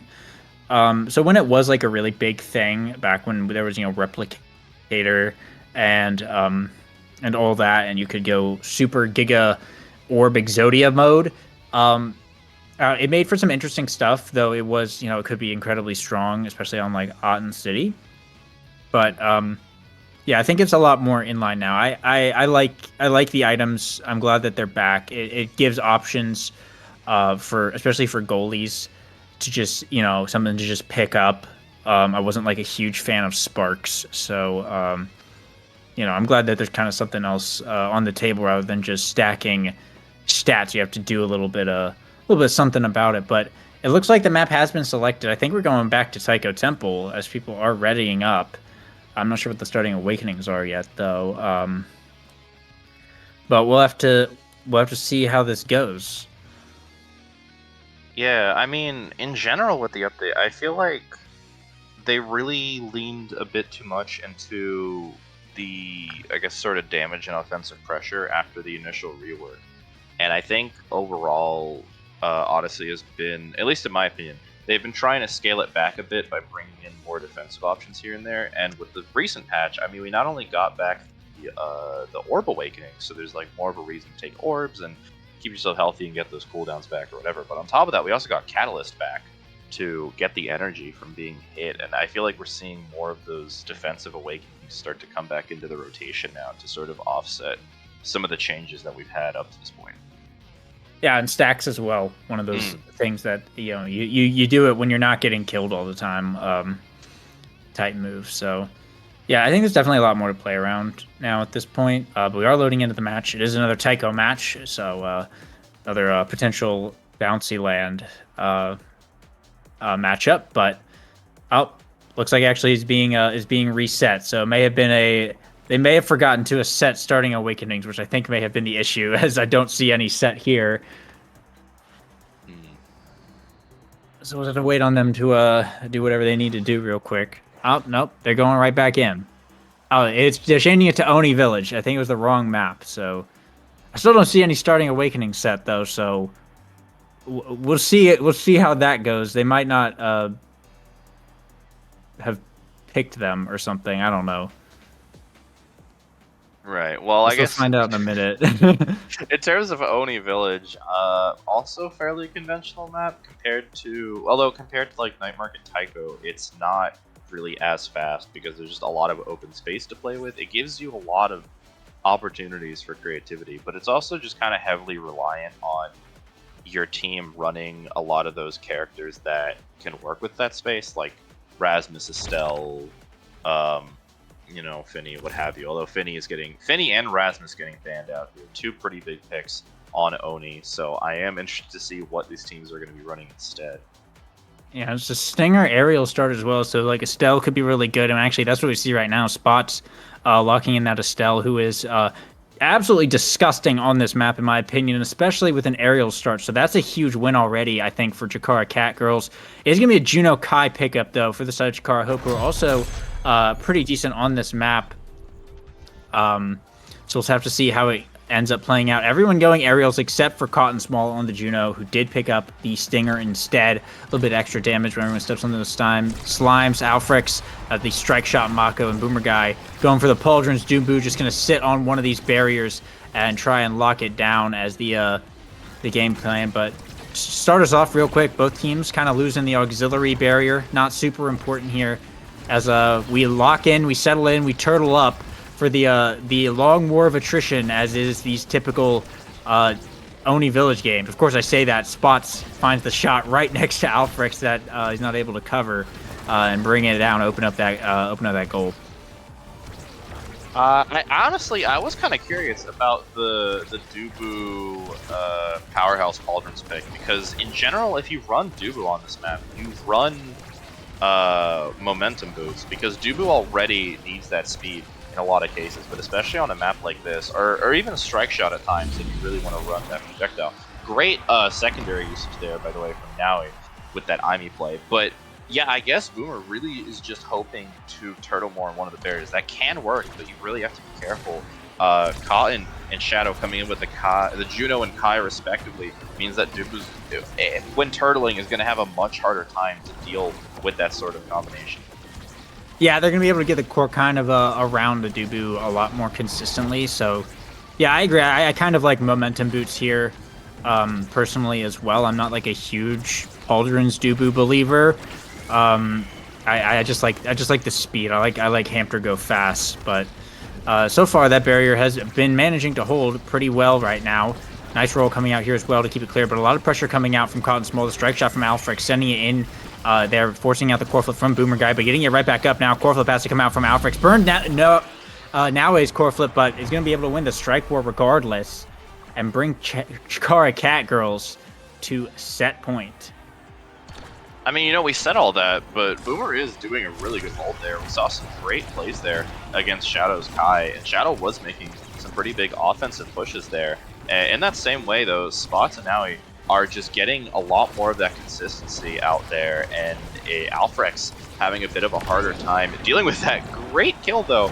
Powerhouse Pauldrons, it's not the biggest Dubu pick, but I am a fan of Powerhouse Pauldrons myself. And in certain cases, especially with the power increase from some of Dubu's abilities like the roll, it can be really useful in niche situations like that. Although I may be seeing more KOs coming up here now, really low on that health, gotta watch out, especially along those edges where people like to play with the speed boosts on Oni Village. Yeah, it can always be a little bit of a trap to stand on those edges on a map that is typically not seen as a KO map. Nice glitch pop from Naue though. hit stun Alfrex and just let that core slide right in to take the set win there for Chikara Catgirls. And Spots being the MVP here is really nice as well. Estelle getting whatever pick and already starting with the aerials as well. You know, there's a lot of options. Primetime, notably, could be an absolutely huge pickup right here for the side of Catgirls. And yeah, that's what it's going to be on that Estelle. That's absolutely massive with 2 BestieInSlots already on one of the strongest characters on this map. It's going to be a Recovery Drone having to go over to Alfrex. The Rampage is going to get picked up by the Imi, which is not huge because Imi doesn't care that much about size, but it's not bad on a 2-barrier map. Or Dancer going over to the Juno does deny the Dubu from picking up, who goes for the Reverb instead, which when you have Pauldrons, I guess, yeah, just stacking cooldown is ultimately going to be better than trying to build speed at this point. So pretty decent pickup, and Castellast on Kai is like whatever. But yeah, I think just with the Primetime pickup alone there, Catgirls is coming off of that draft looking really, really good. Yeah, I mean, there are still some picks I am quite a bit surprised about. Like, I'm surprised Alfrex decided to go for Recovery Drone here. I mean, for Mako specifically, you have Heavy Impact coming in, but also there was Orb Dancer on the field. I guess, you know, Cotton ended up picking that instead, but I do also believe that Chikara Catgirls overall end up winning quite a bit in this draft, and we're seeing that trend continue. Great play there by Naui earlier to get that goal. Just, again, making a lot more out of those offensive pushes in this case. Yeah, now the core flip on Spot sends it up to the top side, forces the core flip from Alfrex to come out here, but it's not going to go too far, just right back into the midfield here. Cage is going to help out a little bit here. The Slime's coming out from Cotton Small, bring down 1 barrier, and they still got some possession of it, jumping back in, trying to keep this going. Shadow on the bottom side, looking for the shot to the top, is able to get up there in time as Boomer Guy's roll goes a little bit too far. Nice setup from Spots into now a Cyber Strike to bring down a barrier in return, though, as both sides are opened up now. Boomer Guy having to keep this on the top side to avoid Shadow, as now in the midfield, looking to control it in this top side, has a core flip, burns it here, looks for the top side, gets it right through Cotton Small, and that's Chikara Catgirls bringing it to set point once again.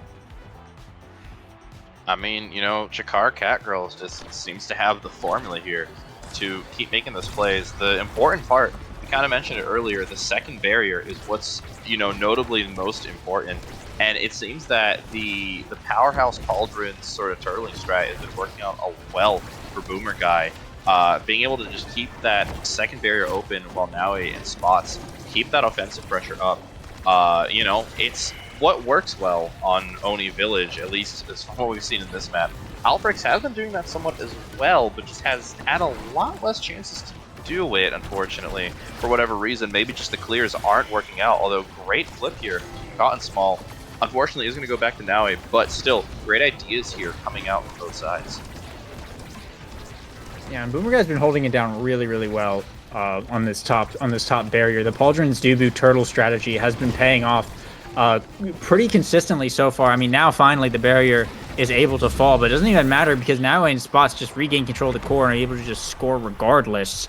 Yeah, it seems like the Mako is just not holding up as well against this Estelle and Imi as Catgirls is able to. And now with 2 sets under their belts, 3-0 as well in that one, it's looking pretty good. I mean, they have a lot of nice awakenings here to pick from now. Catgirls could just run away with this. They get the Twin Drive on the Imi. It has to be a Missile Prop deny against the Estelle here. It's going to pick up Deadeye, which is still pretty decent. You know, you don't get the range, but it's not bad. Bulk Up going over the Juno is like... I denies it against Boomer Guy, but that's literally it. So there's not a lot there for Juno to take. And Shadow just has to pick up the Adrenaline Rush, really, to get something. Monumentalist on Dubu is not actually good. It can actually be like kind of bad, but you know, it is what it is. Boomer Guy's been holding it down regardless, so I don't think it's going to matter that much. And I think Catgirls is just looking to keep doing what they've been doing and just close this one out. Yeah, I was gonna say, looking at it now, I feel like because Alfrex doesn't have as much of that direct close range defensive pressure like Boomer Guy does, and having to then deal with like the immediate 2v1 setups that Imi and Estelle can do so quickly just due to how much movement they have. It makes it really difficult. Boomer Guy has been having a bit of an easier time because Cotton Small has had to stay back at times to play more of the classic midfielder gambit. And so in the end, you just have to end up defending against Kai. And trust me, Kai can do some work, but if you're dealing with those 1v1s, you're going to have a much easier time, especially when you're playing Dubu. So the difference in both the defense and the offense is kind of maximized because of that. Yeah, now spots with the core flip up. Is he able to bring down one barrier off of that piercing shot here? Soup coming out from Boomer Guy to shut down that push from Cotton Small. And now the Thorns coming out from Spots. It's just going to sink it right into the top. Doesn't even have to burn the core flip. As Catgirls once again continuing to just take names and score points right now. They have the energy advantage as well going into this round. And everything's been coming up their name so far. Going into the quick kickoff here. Now I just taking the core down to the bottom, and Spots is going to find the Quangle against Cotton Small and convert it into this 2v3, be able to bring down both barriers off of that, burning the core flip here as well. The IME turret's going to hit it, but actually it's Spots who finds the strike right into the bottom side. An excellent setup and an excellent play from Chikara Catgirls to just bring it to match point. Yeah, I mean, great use of the power play, immediately converting it into that forward momentum. Alfrex was just a bit out of position to really fully defend it. It's important, especially on Oni Village. You know, you want to defend barriers, but more than that, you want to defend your second barrier. Unfortunately, Alfrex was just a little bit too high up there. But either way, great use of the Juno Slime. You know, as a Dubu player myself, I very well know Dubu Wall is a tentative ability in terms of how well it can actually work, as we see there. But either way, though, glad to see Chikara Hope get on the board here in this set with a great set of passes here from the double barrier into the Shadow Kai barrage. Again, making it work, trying to change the momentum, and hopefully for their sake, the momentum has been changed. I mean, we'll have to see. This is the first goal they got all game, really. And I mean, Catgirls, it's still just looking so powerful. As right now they're looking to make that setup once again happen on this top side barrier. The Cyber Strike from Noway is able to finish that off and open up the goal. Boomer Guy has a core flip up as well. Burns it on the air, unfortunately, but hopefully it won't matter too much as they're looking to work their way back up the field here. Spots and Noway in the midfield. The slime coming out from Cloud Small isn't able to grab the core, and Noway coming up with the Cyber Strike forces the core flip out from Alfrex, and the rebound right to Shadow. Is going to be able to sink it in with the barrage. Boomer Guy was a little bit off on that read, and it's going to allow Chikara Hope to bring it to set point and maybe have a chance at redemption here, but they cannot afford to mess this one up. I want to see that fourth set. I want to see both teams bring it around town. We're going to have to see, though. Barrier already down. Barrier down yet again. That's classic on Oni Village. It matters here, though, what happens after this point in terms of what direction the game's going to go. Although Chikara Catgirl is going to have a bigger advantage here with two flips coming out on top of Shadow, having that low stagger. Going to have to be careful, especially with another flip. The death from Spots with that great Estelle primary. You have to be careful on the edge, and even with recovery drone bringing Alfrex back, that's not enough time to avoid that goal going in, and Chikara Catgirls gonna handily take it. The momentum almost lost, but just as quickly brought back in their favor. That was an absolutely beautiful play from Spots. The core flip from Noe with the pass right down, and they just fired that Estelle primary, took out the goalie, and was able to sink it right in. That was a perfect setup. And I mean, that's kind of the story of that game. Catgirls just kept getting the perfect setups between the Estelle and the IME to really just wreak absolute havoc against a Mako who can't do much about the situation. I mean, both those characters are very good on Oni Village. This was their map to cook on, and they absolutely did. And of course, Boomer Guy just, you know, played the Dubu, played the turtle goalie, and sat there and just held it down against all of Shadow's pushes. They were only able to get 2 goals that entire game. So just very, very solid gameplay coming out from Catgirls right now. And they're looking really good going into the bracket. Yeah, I mean, I think Alfrex had the idea there to lean more into the projectile side of Mako, which is really what you want to do on certain maps, but it's really difficult against that sort of high-speed comp that we saw from Chikara Catgirls. You just don't have as many chances to throw those projectiles, and Alfrex had to deal with that firsthand with, you know, the IME secondary coming out, the Stealth primary. Really difficult to really push past that, and it meant that those projectile awakenings are much harder to use. You don't get those chances. In the end, you know, those small differences in terms of where you decide to go in your build are going to mean a lot on these sorts of games where comps are defined so well. Yeah, and especially on like Oni Village, right? Where projectiles and blinks and quick repositioning are kind of king. Um, you know, determining how you make your build can, you know, really affect that. And I think there's some interesting picks in that in those drafts where Catgirls kind of came off all of those drafts looking like they decisively kind of won them in a lot of cases. Especially starting with the Ariel's Estelle and immediately getting prime time. It was absolutely huge. And there wasn't a lot that Hope was able to really do about it because they could just kind of do whatever they wanted in the midfield, which on Oni Village is basically the entire map. So, yeah, just really solid overall from Catgirls. But I think with that being said, we're gonna be cutting it to break for a bit, and when we come back, we're gonna be going over to the bracket to see who our qualifiers are for this week. So stick around. Don't turn off your streams, y'all.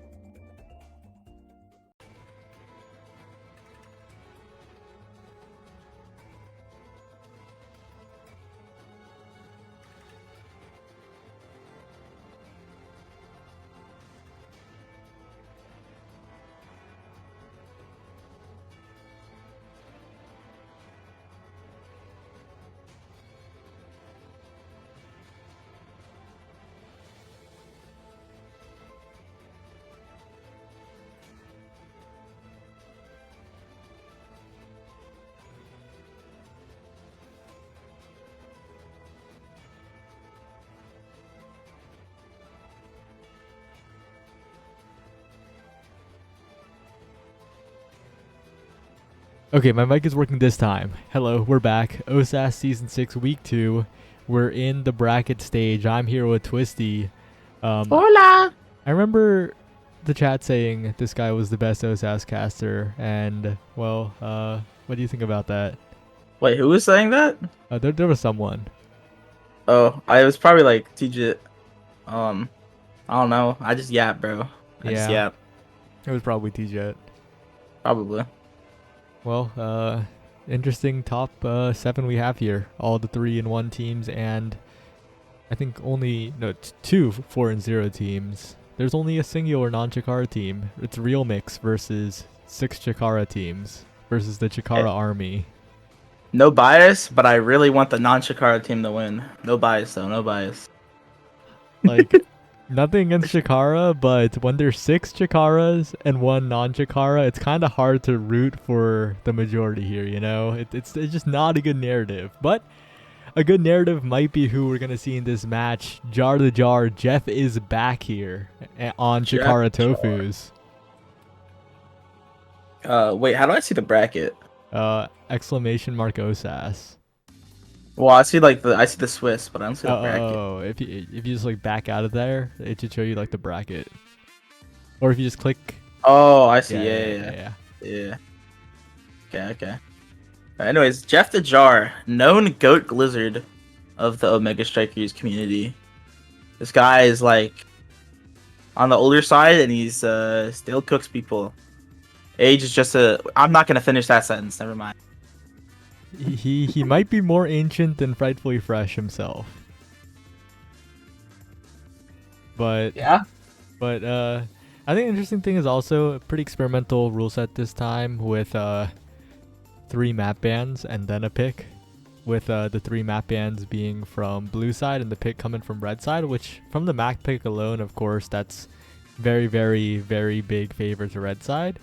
But we're doing all in-game picks and bans, and the blind bans means that blue side actually has a pretty significant advantage already. Like, of course, the first pick priority is something that a lot of teams put value on, but combined with the simultaneous bans, I think blue side is just pretty strong in the striker select. So although red side gets a massive advantage in map bans, I think the thought behind this particular change, I don't know, Ether and Yachi were cooking something, is just to try and make both teams broken in like the different phases.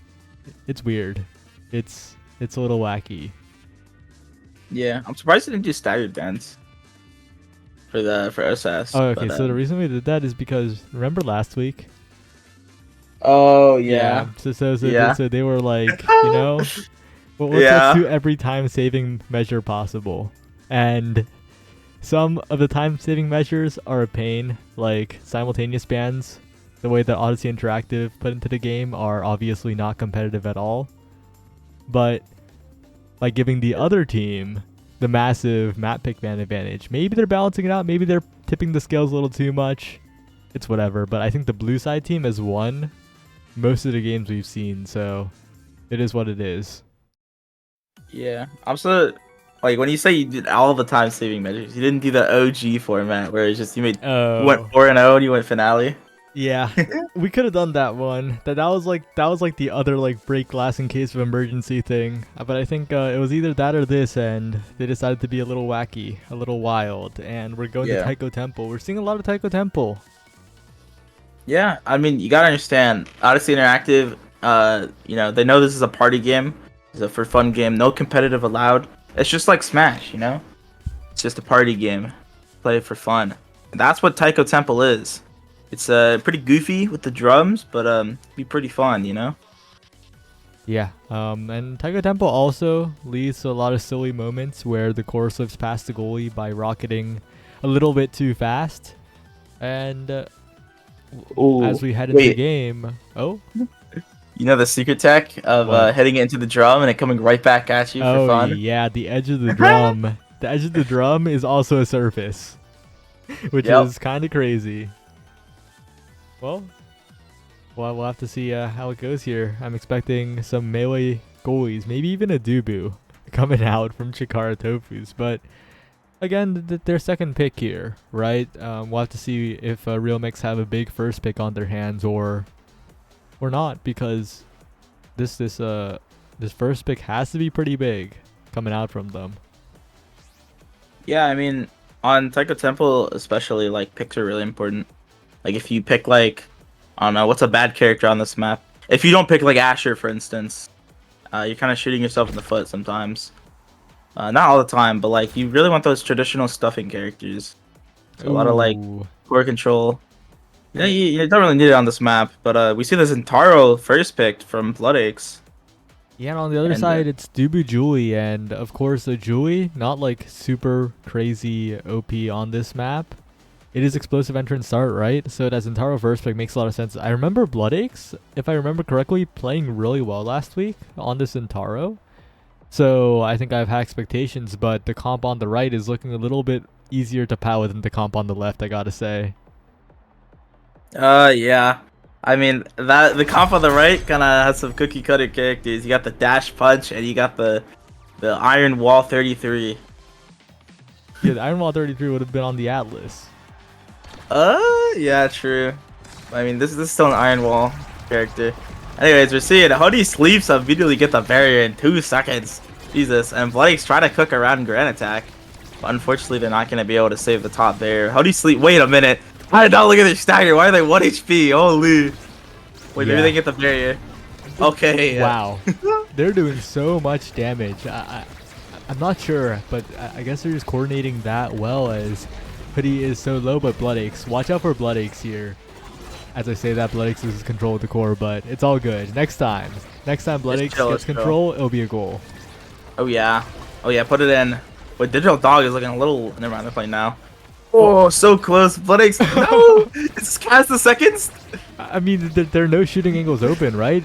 Jeff is keeping it locked down for now, but Yeah. it's going to be tough. Gloomfy now in an open net, not a situation you want to be in. Blake's has the flip, though. I think the next attempt will be the one. This time for sure, but no, the flip misses. No. Gets baited out a little too easily, I feel like. And Grant Attack! What was that? What a crazy dribble. The core didn't even look like it was in the dash buttons. It looked like Grand Attack just used telepathy or something to make the... That's not the right power up, but you know what I'm saying. Like, they moved it with their mind. Yeah, you could even say that Grand Attack was telepathetic, if you know what Yeah, I mean, if you look yeah. in the chat. But but Blood Aches this time, for sure. Trying to mix up Jeff, but there's Digital Dog right there with the secondary, there to save the Dubu. And now Grand Attack trying to find some offense of their own. Dash Punch comes in. They're an explosive entrance nowhere, it looks like. Wait, is that explosive entrance? Please tell me that the Julia's explosive entrance. Wait. Let me tab in. Yeah, that really does have explosive entrance. Okay. The one thing I'm seeing is a lot of these health bars are looking really low, but nobody on either team is looking like to kill confirm here. Not really doing too much with Stagger. But Grand Attack says, who needs Stagger? I'm playing the Dash Punch character. And they delete the Imi from the video game. I mean, yeah, that just happened. But looks like Blood Aches is intercepting this. Whoa! What was that angle? What? Yo! Corners? Grand Attack, the GOAT, I guess. Corners in Omega Strikers? Quarters on the drums into the corner of the net. Thoughts? Yeah, just really, really well played, I think, from Shikara Tofu's there. They're keeping possession really well. Yeah.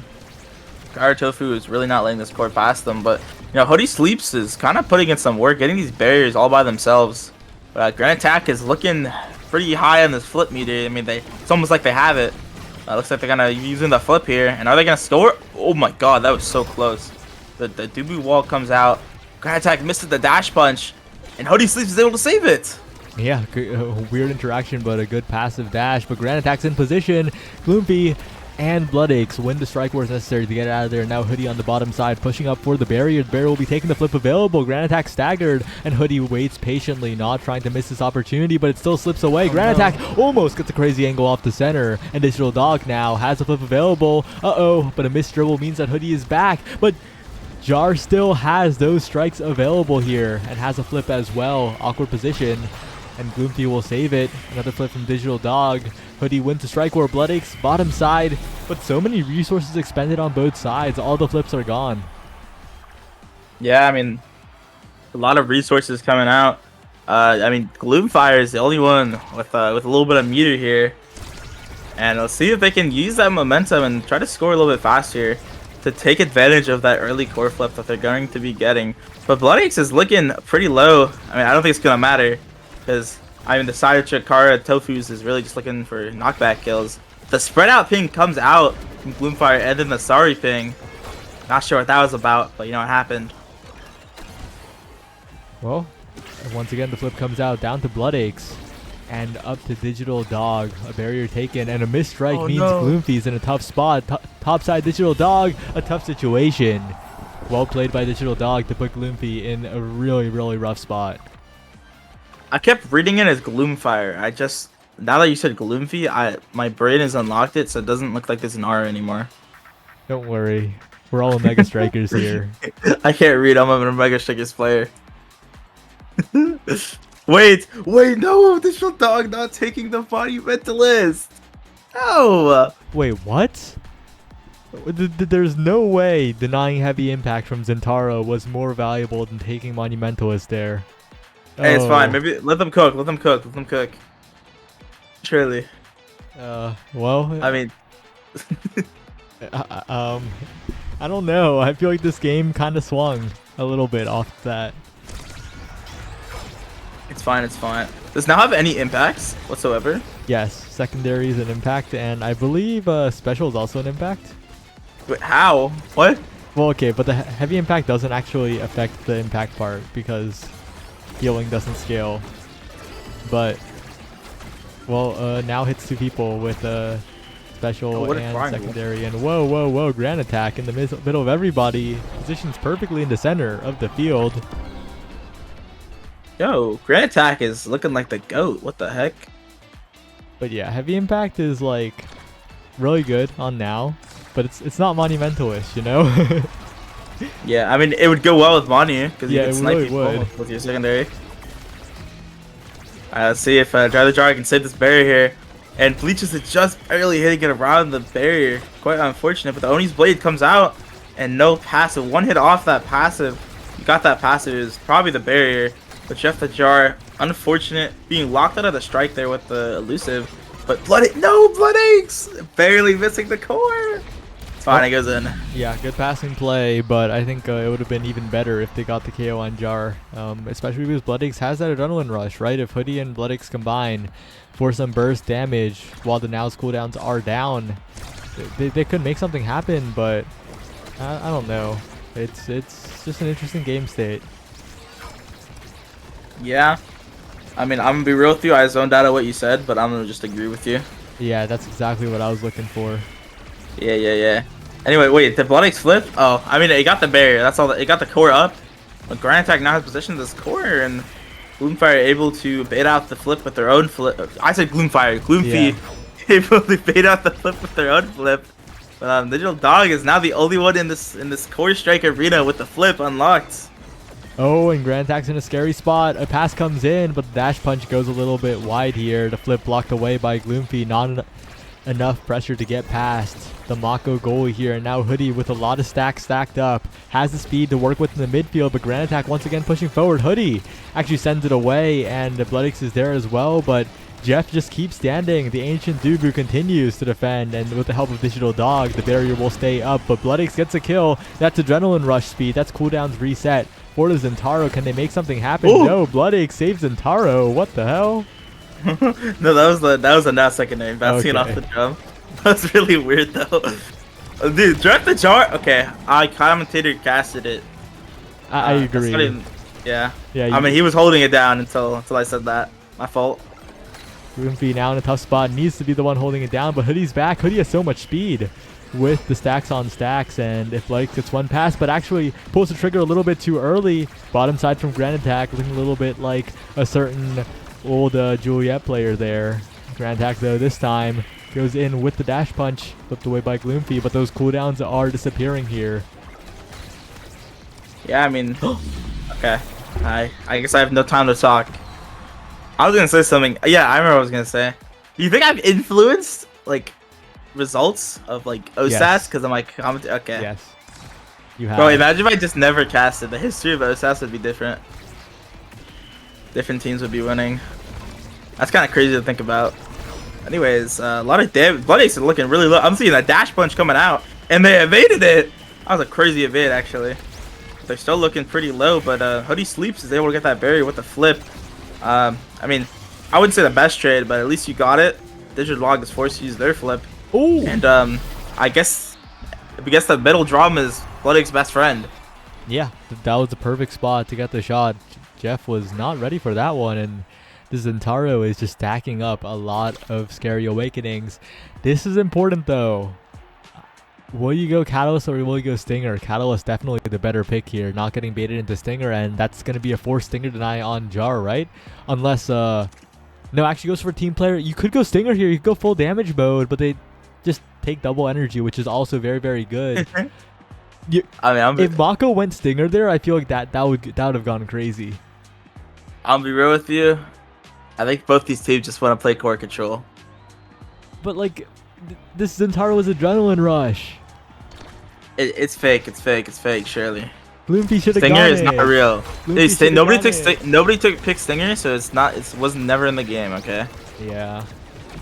I mean, it shouldn't even be in the rotation. I'm chatting. just glad that there was a Catalyst priority, because last week, like, Catalyst was like last pick in a few drafts when that Awakening is a little bit unbalanced.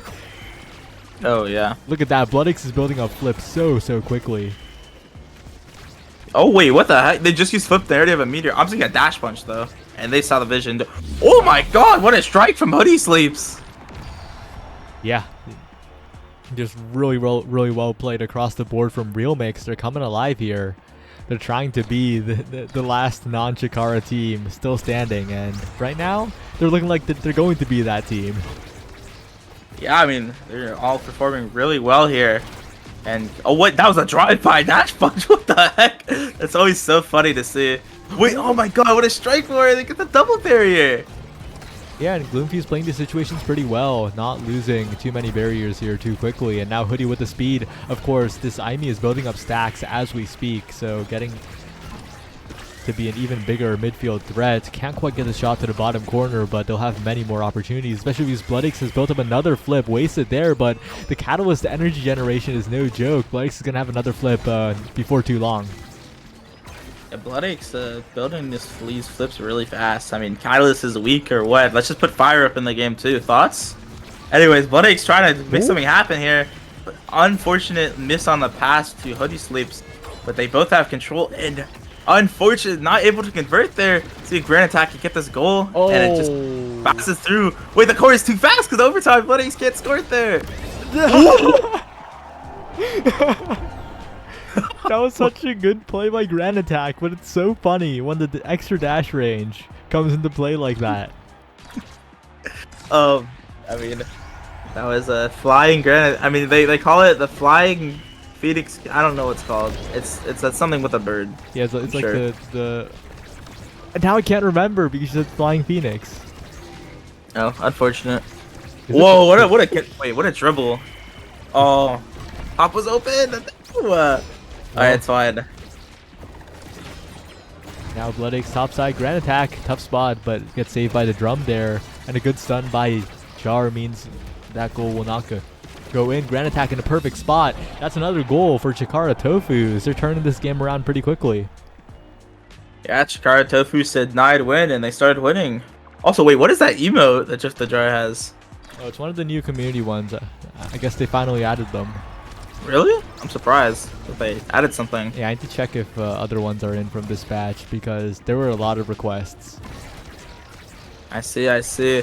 But Grand Attack with the flip is gonna get that barrier. But Jeff the Jar, unfortunate side effect, gonna lose his barrier. wait, what killed him? Oh, it's the now primary. And then the dash punch comes through, and I mean, Chikara Tofu is looking on a roll here. Now it gets a little bit strange, right? It gets a little bit wacky because it looked like Real Mix had control of the game for a while, but now it's completely turned around. Now it's getting really concerning for Real Mix here. Chikara Tofus had the chance to scale so hard here, taking the 1-2 punch on the Juliet. And the Centauro, what are they going for here? Extra special, but like it's good, especially with the Catalyst, but It's just like, it just feels awkward. And Doobie gets orb dancer, so Jeff GG. is chilling. I mean, really, the only real options you have is like prime time or extra there as the Zen. I mean, you could argue bulk up, but they don't really need to stagger there. They do have that energy for like survivability. Low But, key, Bloodix should just like throw out ult to build energy right away. Oh, honestly, yeah. I mean, they heard you. Wow. They did it. I mean, look at all this energy Bloodix is getting. But Great Attacks is, I don't need energy. I'm the GOAT. Not able to get the... I'm sorry, I shouldn't have said anything. They would have gotten both barriers if I didn't say anything.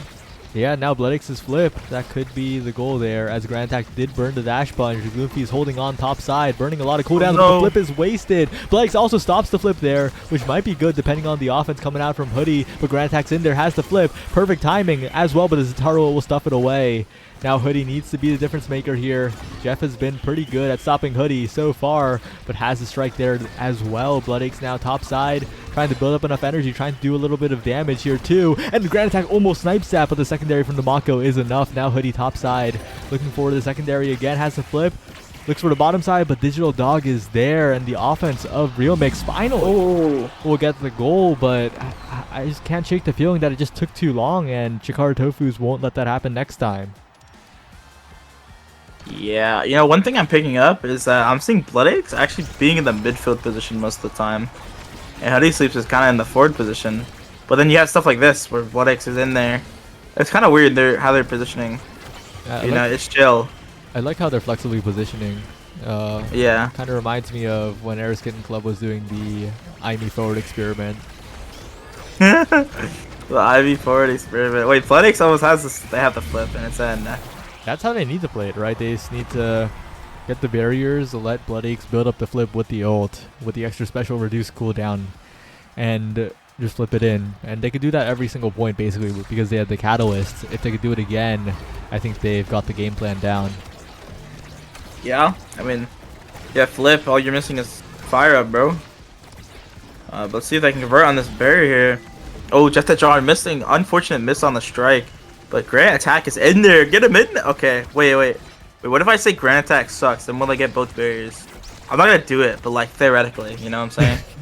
Oh, save Taro. No, save the Taro. Well, they still take the barriers. Hoodie has flip available, but it's just the common theme to So's ass, just flipping way too early, way too far away from the core. But Bloodix, oh yeah, what a shot! Wait, oh Hoodie sleeps. Well, you didn't have to do that. You didn't have to do that. You didn't have to do that. You stole Bloodix score. Unfortunate. Wait, maybe it was strategic, depending on what comes up here. Okay, I don't think it was strategic. I think this is Wiz. Okay, low key, wait. No, you need to take that orb. You need to take that orb. No. Yeah, that orb's gonna be pretty crazy. It's fine. Zentaro gets spec. Zentaro surely get. Oh my god. No, they could have cooked with the extra special. I'm sad. Wait. This unstoppable could be huge, actually. Yeah, no, this unstoppable makes Gloomfie's life incredibly easy now. So I think overall this draft is good for Real Mix. I'm just concerned about Jeff's double orbs. Yeah, I mean, thank the Juno, I guess. I don't know. Thank the Lord that Orb Duplicator is not in the game anymore. You know? That awakening is very well balanced. Makes for a very, very interesting and deep draft moments, you know? Yeah. You really gotta think about it if you want it, you know? Well, it's not really that pick or choose. Jeff continuing to defend, grabbing another orb, refilling the cooldowns in such a good spot here, but Gloomfie with the unstoppable in a great spot as well. Grand Attack's going to have a little bit of trouble scoring here, but Gloomfie misses the strike. That's the barrier gone. That's the gift that Chikara Tofu's needed. As Gloomfie pushes up again, Grand Attack tries to go for a dash and a redirect, but no.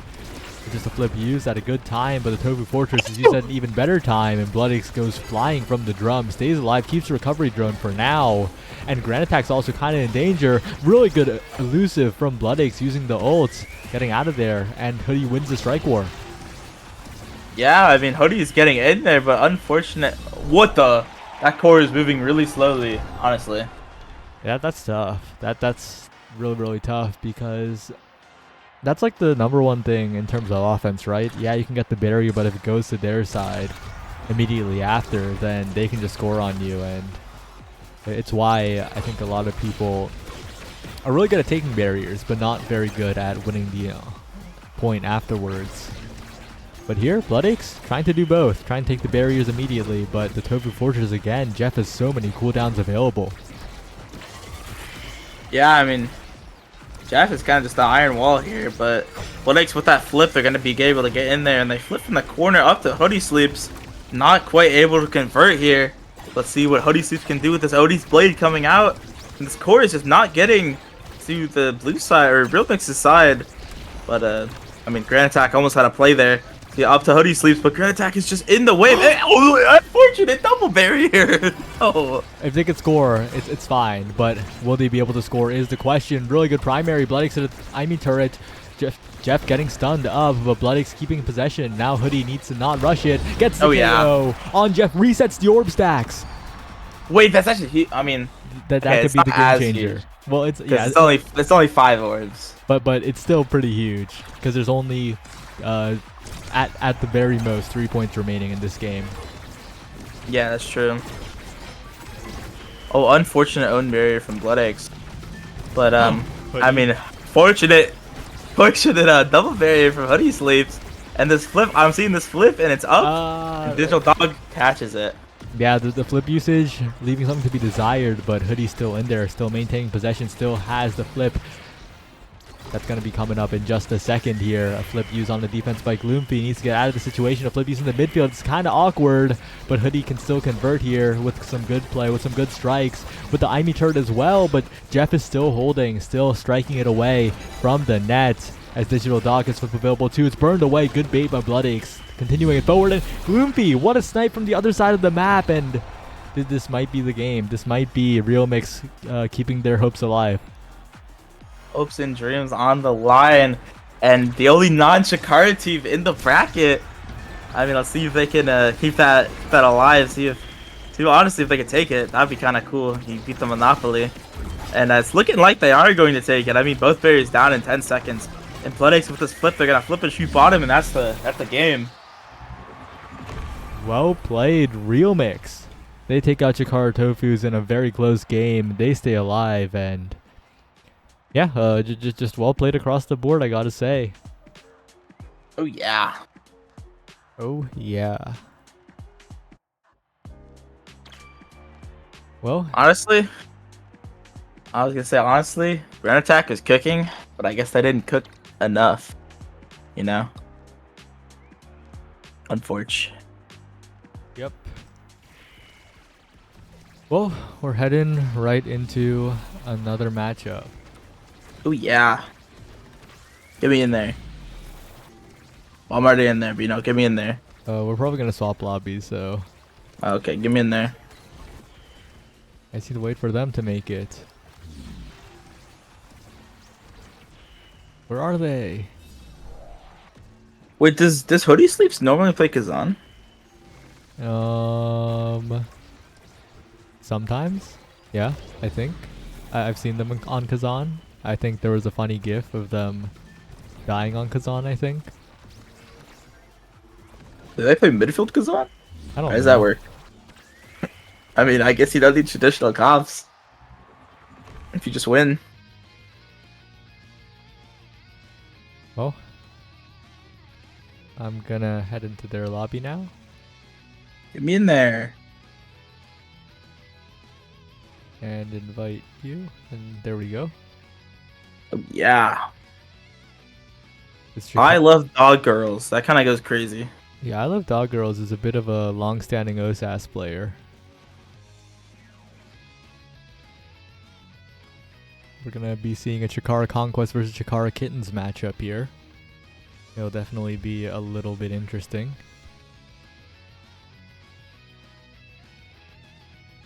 Yawn. Both Chikara teams. It's the finale qualifier, though. True, true.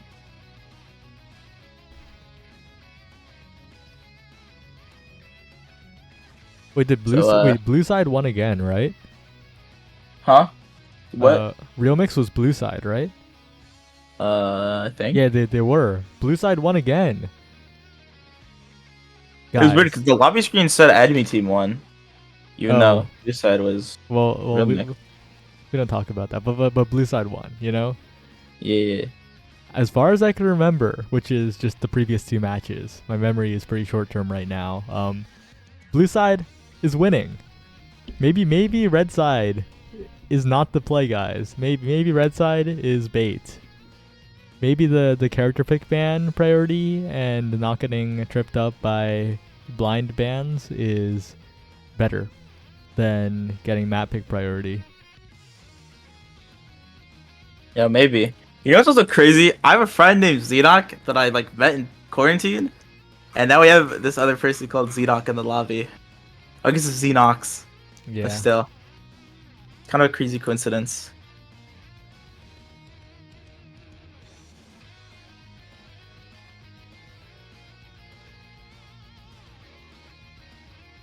Well, we just have 3 best of ones left. Yeah. Then I can be freed from this eternal torment. Whoa, I didn't know you hated me that much. What did you eat for breakfast?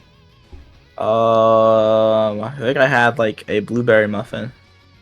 Okay. I could never. I didn't eat it like when I woke up. I ate it like an hour after I woke up though. Oh, I could never. I don't know, my like what I eat is weird. Like normally I just have like one big meal, and that's what I have for the day. But sometimes I don't eat at all. It's weird. I just got jump scared by the Discord update. Everyone's like, when you click on their names, everyone's like, cards are so different now. How? If you don't see a difference, refresh Control R on Discord. That guy Control R on Discord. He's gone. Oh, he's back. Oh Do you see the difference now? no. Click on yourself. You have the speech bubble. Go next. Oh yeah. I do have go next. It's so different. It likes the same. Wait, do you not have nitro, Saya? Yeah, I don't have nitro. Oh my god. Do you Nope. want nitro? No. Okay. You see, the issue with the getting nitro for me is that I'm at the 100 server cap. So if I join a server with nitro, that like if I join servers with the 200 of nitro, then after nitro expires, I'll have to figure out like leaving like a ton of them, you know, and that Wait, just sounds does it, like a like, pain. Does it just delete them, or how No, does it no, work? no, it lets you, but you can't join any new servers. So if I have nitro run out when I'm in a bunch, then I'll have to figure out how to leave like 20 servers to join a new one, and that's a pain. Just don't add more. So just keep it Yeah, like but a that's the mental only 100. reason I want nitro. Oh, that's fair. Yeah, I don't I care mean, just about keep all it- the other stuff. You can get like the nitro light. It's like $5. Yeah, but that's like more than 0. That's true. That's true. Have you ever thought about it? How like any quantity is technically infinitely more than 0? Yeah. Yeah. One time in my Algebra 2 class, my teacher was talking about how like if you take this line and you make it like you divide it by half every time, it'll get so close to 0, like so close to touching the 0 line, but it'll never actually touch it. Yeah. So there's technically infinite lines that are almost 0, but basically 0 in any non-zero thing, you know? Yeah. Well, it looks like while we were talking about some other stuff, these teams are ready. We're gonna see Chikara Conquest versus Chikara Kittens. It's kind of funny that I Love Dog Girls is against Chikara Kittens. Honestly, yeah. I mean, dogs versus cats, I guess. I guess. Well, get Wait, your predictions in now. It's looking quite funny. It's like 44.4 versus 4.4. Should I predict? Wait, I think I gambled my points at one point. I only have 5k right now. I swear to God, I had like 20k at one point. That must mean you lost. Oh, I remember. It was like I don't remember. I think it was like an OSAS, the last OSAS I casted.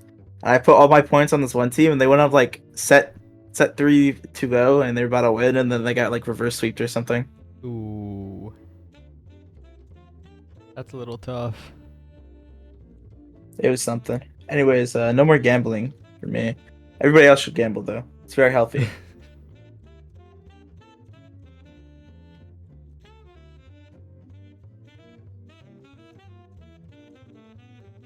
Josiah, what video games have you been playing lately? A tiny bit of Rabbit and Steel. You should play Rabbit and Steel. Everyone should play Rabbit and Steel. Oh yeah. I wonder how that game's doing in terms of consistent interest. I mean, you can literally ask the developer. Yeah. Let's see. Holy moly. It is doing quite well. Oh yeah. I want it to be the next Hades. It's not the next Hades. I want it to be though. I want it to be like as popular. It won't be, but that's fine. Yeah, it's chill. It is still very popular, despite releasing the same time as Hades 2, which would have been a death sentence to most games. I mean, that's pretty impressive. I won't lie. It is pretty impressive. I'm down to play Rabbit and Steel with everybody, but technically, Saya is playing Rabbit and Steel whenever anyone plays Rabbit and Steel, if you think about it. True actually.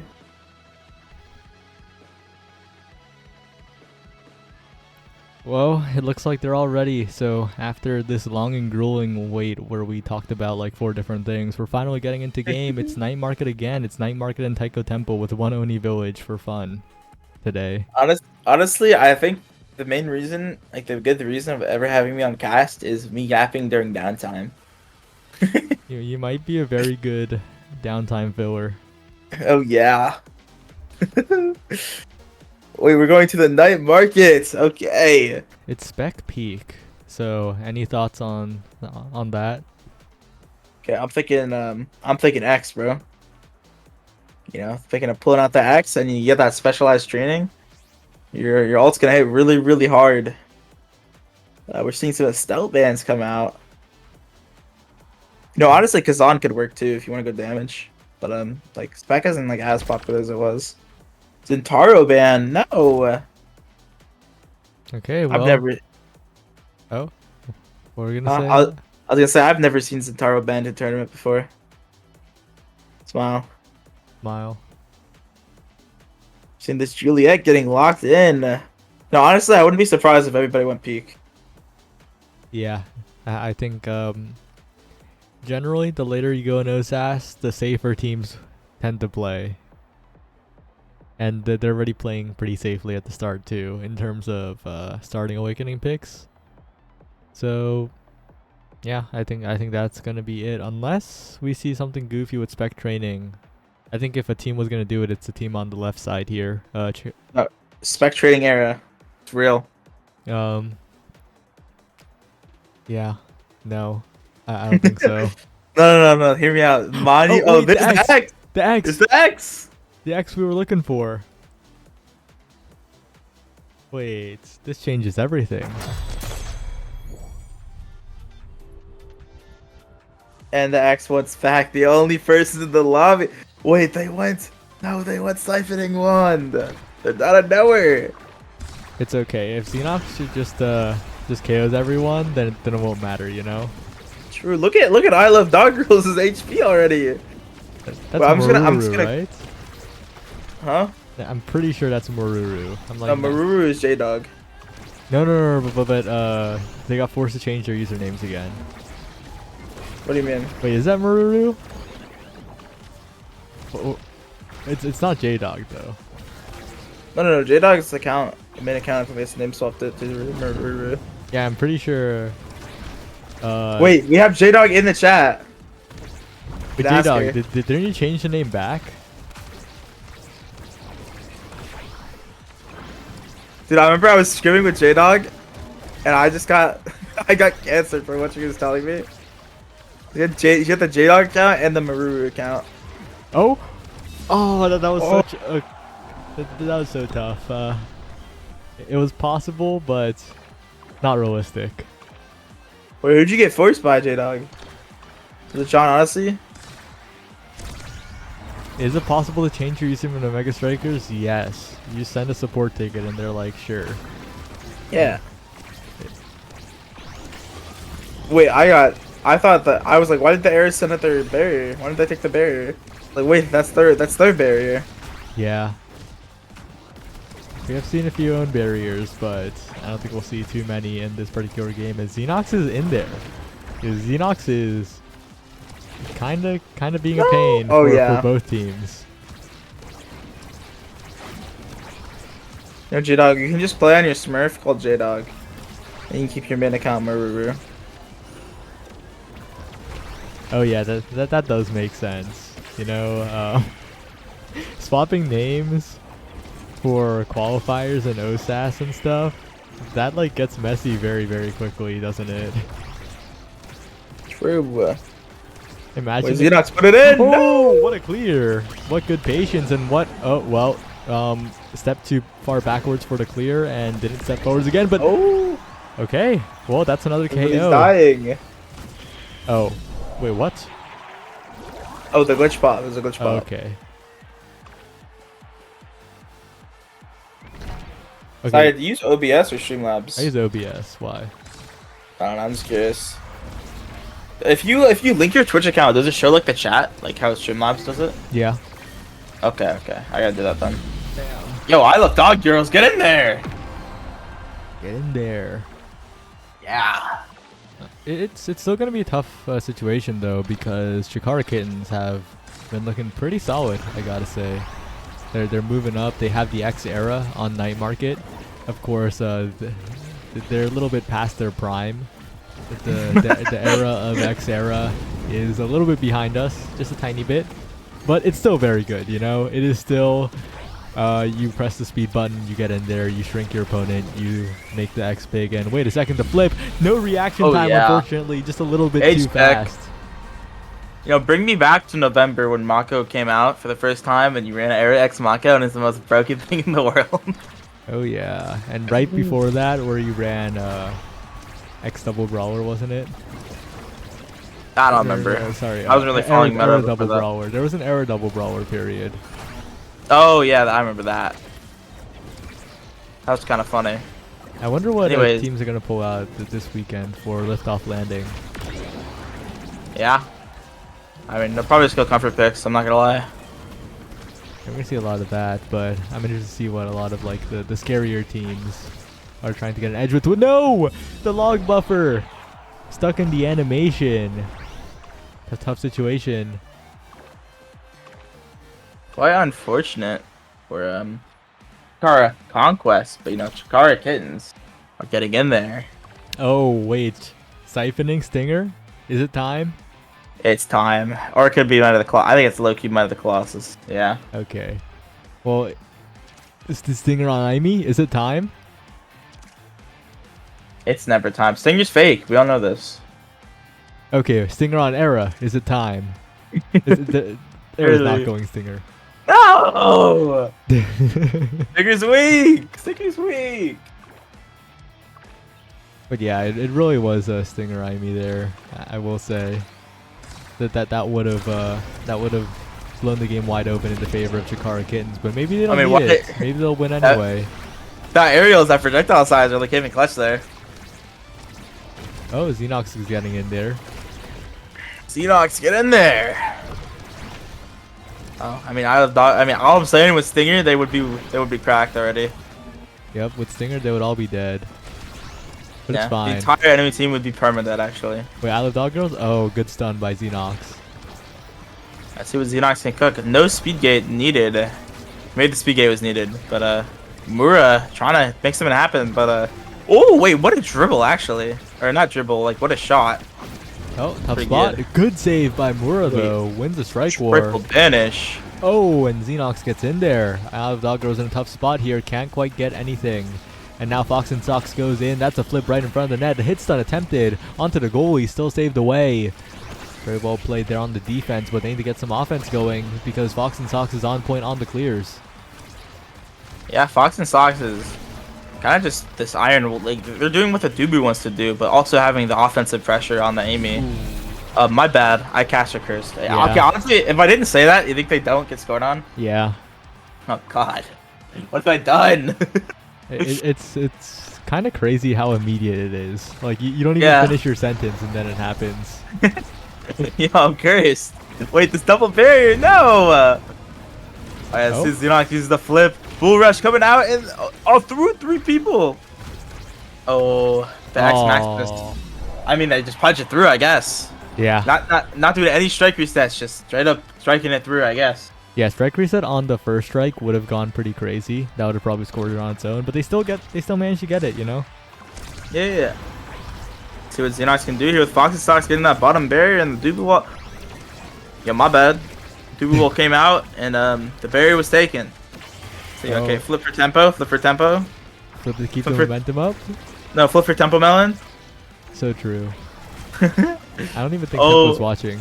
We love you, Tempo Melon. Oh, Mura with the mix-up! I thought they were going down there. I thought they were going to hit to the other corner. I mean, I'm real got mixed. Both corners work there. That's why it was so deadly. Yeah, looking like a real mix there. Oh, that's one barrier taken. If Barry can get in here, that could be another barrier, but no, just saved away. Good NATO to scare away the goalie there. And Braxton Fan is in a tough spot, but actually Fox and Sox in a tough spot. Good flip angle to keep it away, and Xenox is helping out as well. Now Mura needs to get in there. I think the one thing that's slowing Chikara Kittens down is that Mura is going for beams on the core when beaming the core as Era is kind of useless. Like, oh, and what a shot.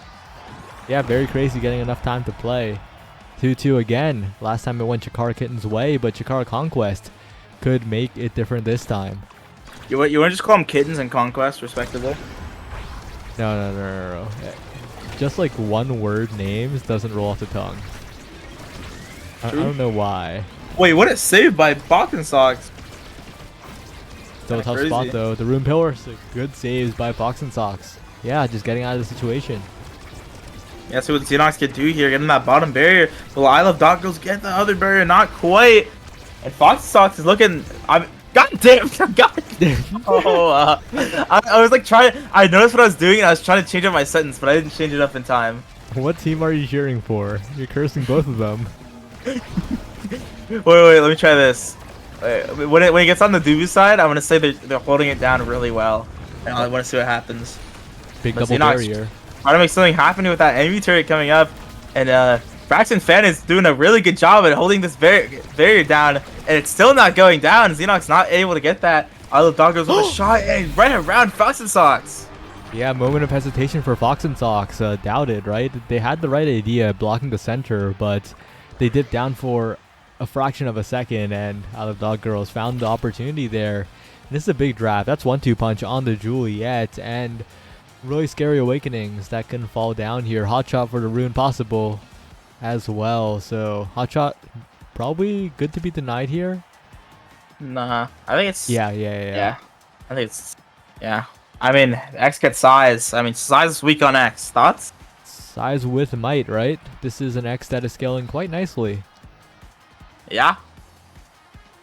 And the Airy upping for explosive entrance. Not really. Okay, low key, I think it's Adrenaline Rush because you get those seconds off, and like if you beam the X and you get to kill, that's like all your cooldowns back. You get the beam again.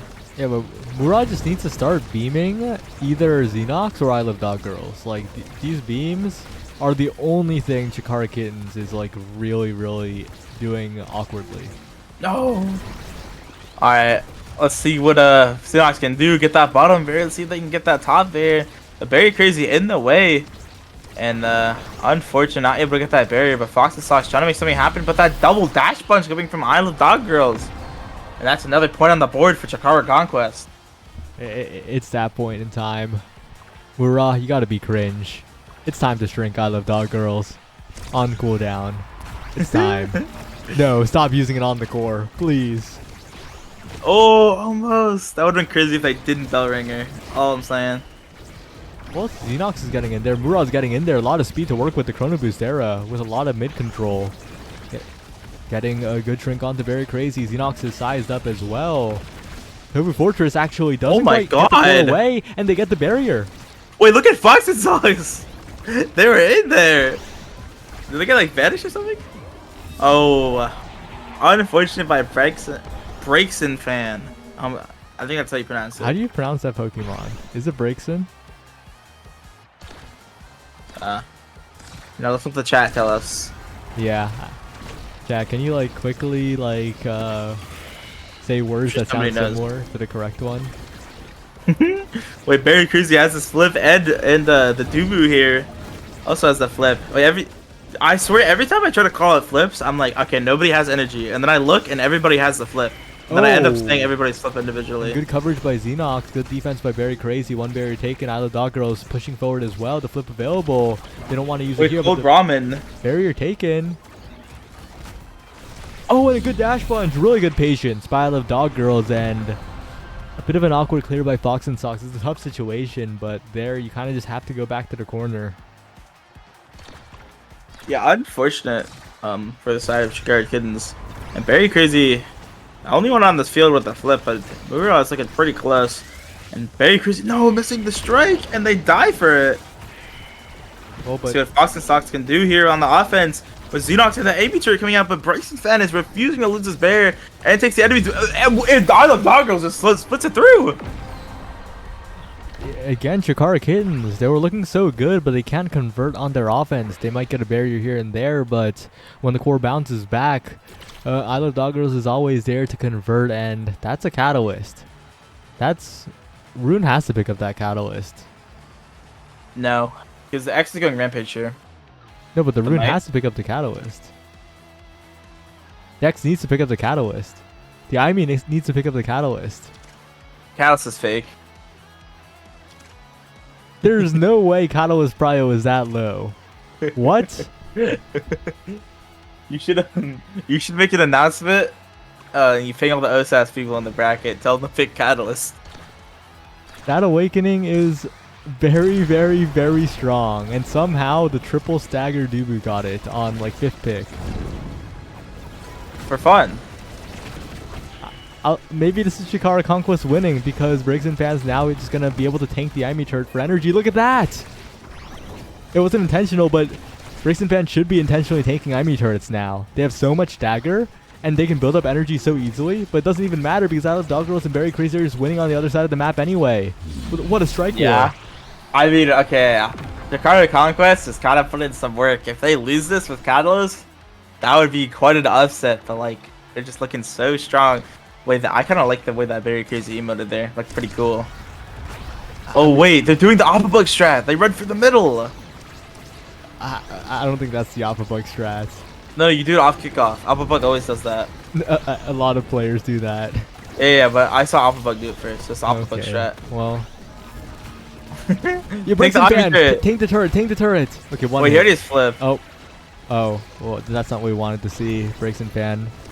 It's all good, all good. Isle of Dog Girls in position. Dash punch, not quite. Fox and Sox a great clear.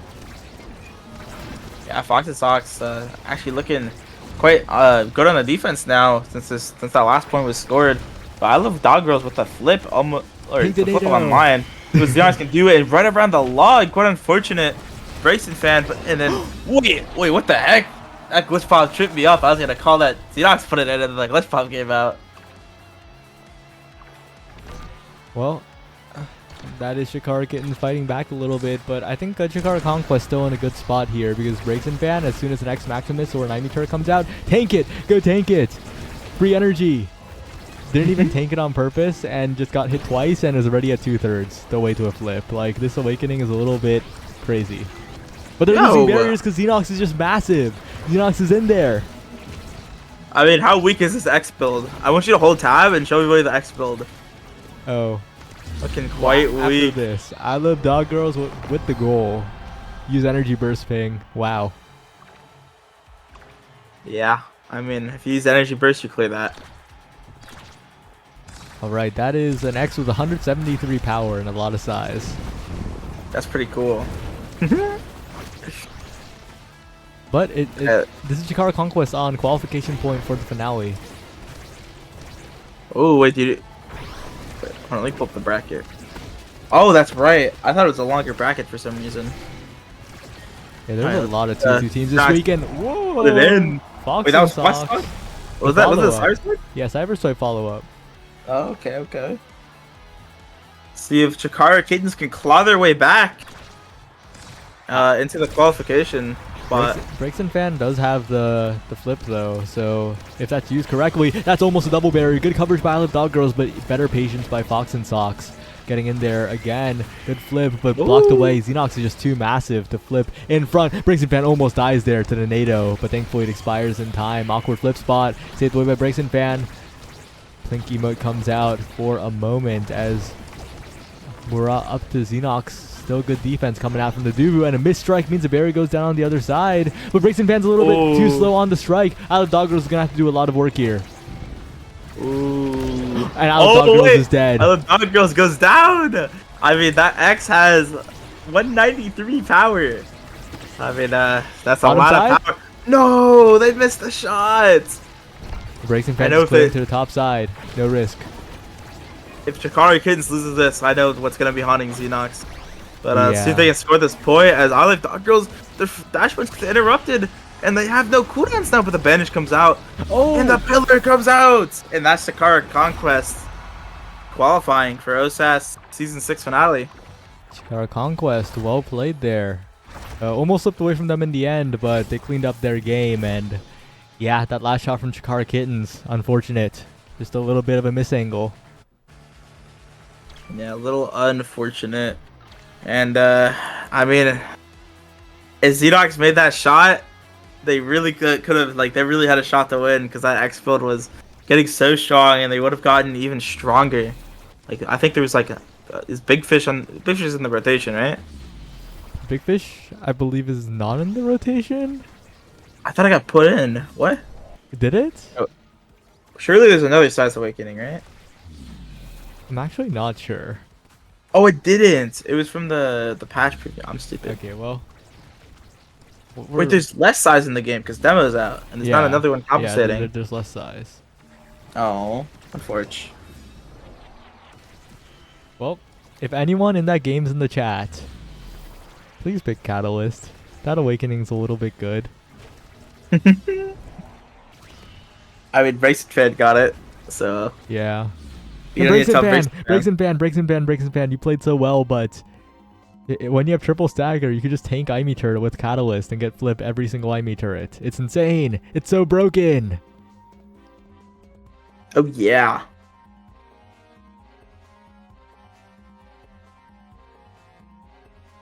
Okay, let's do a little bit of yapping. Well, I'm gonna invite you oh to wait, was it Zoss that called me the best caster last time? I think it was. I don't think so. I think it was someone else. So there are now 2 people. Okay. Alright, wait, what match do we have next? Oh, Cat Girls versus Real Mix. Yeah, this one goes kind of crazy. This one does go kind of crazy. Wait, Cat Girls is the fill team, right? I believe so. Alright. Let's see if a Real Mix can pull it together and shake the nerves and qualify here. I mean, no bias, but I really, really, really want them to win. The only non-Chikara team.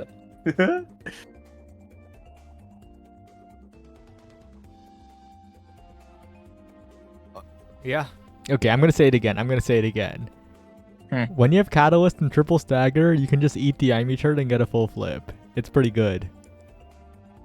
Left or right Twix. I go with left personally. There's no difference, right?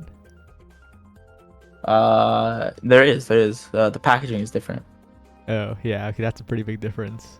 Oh, if you're taking those, I could say some more stuff. Like,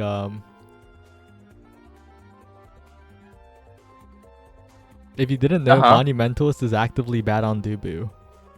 But you probably knew that already.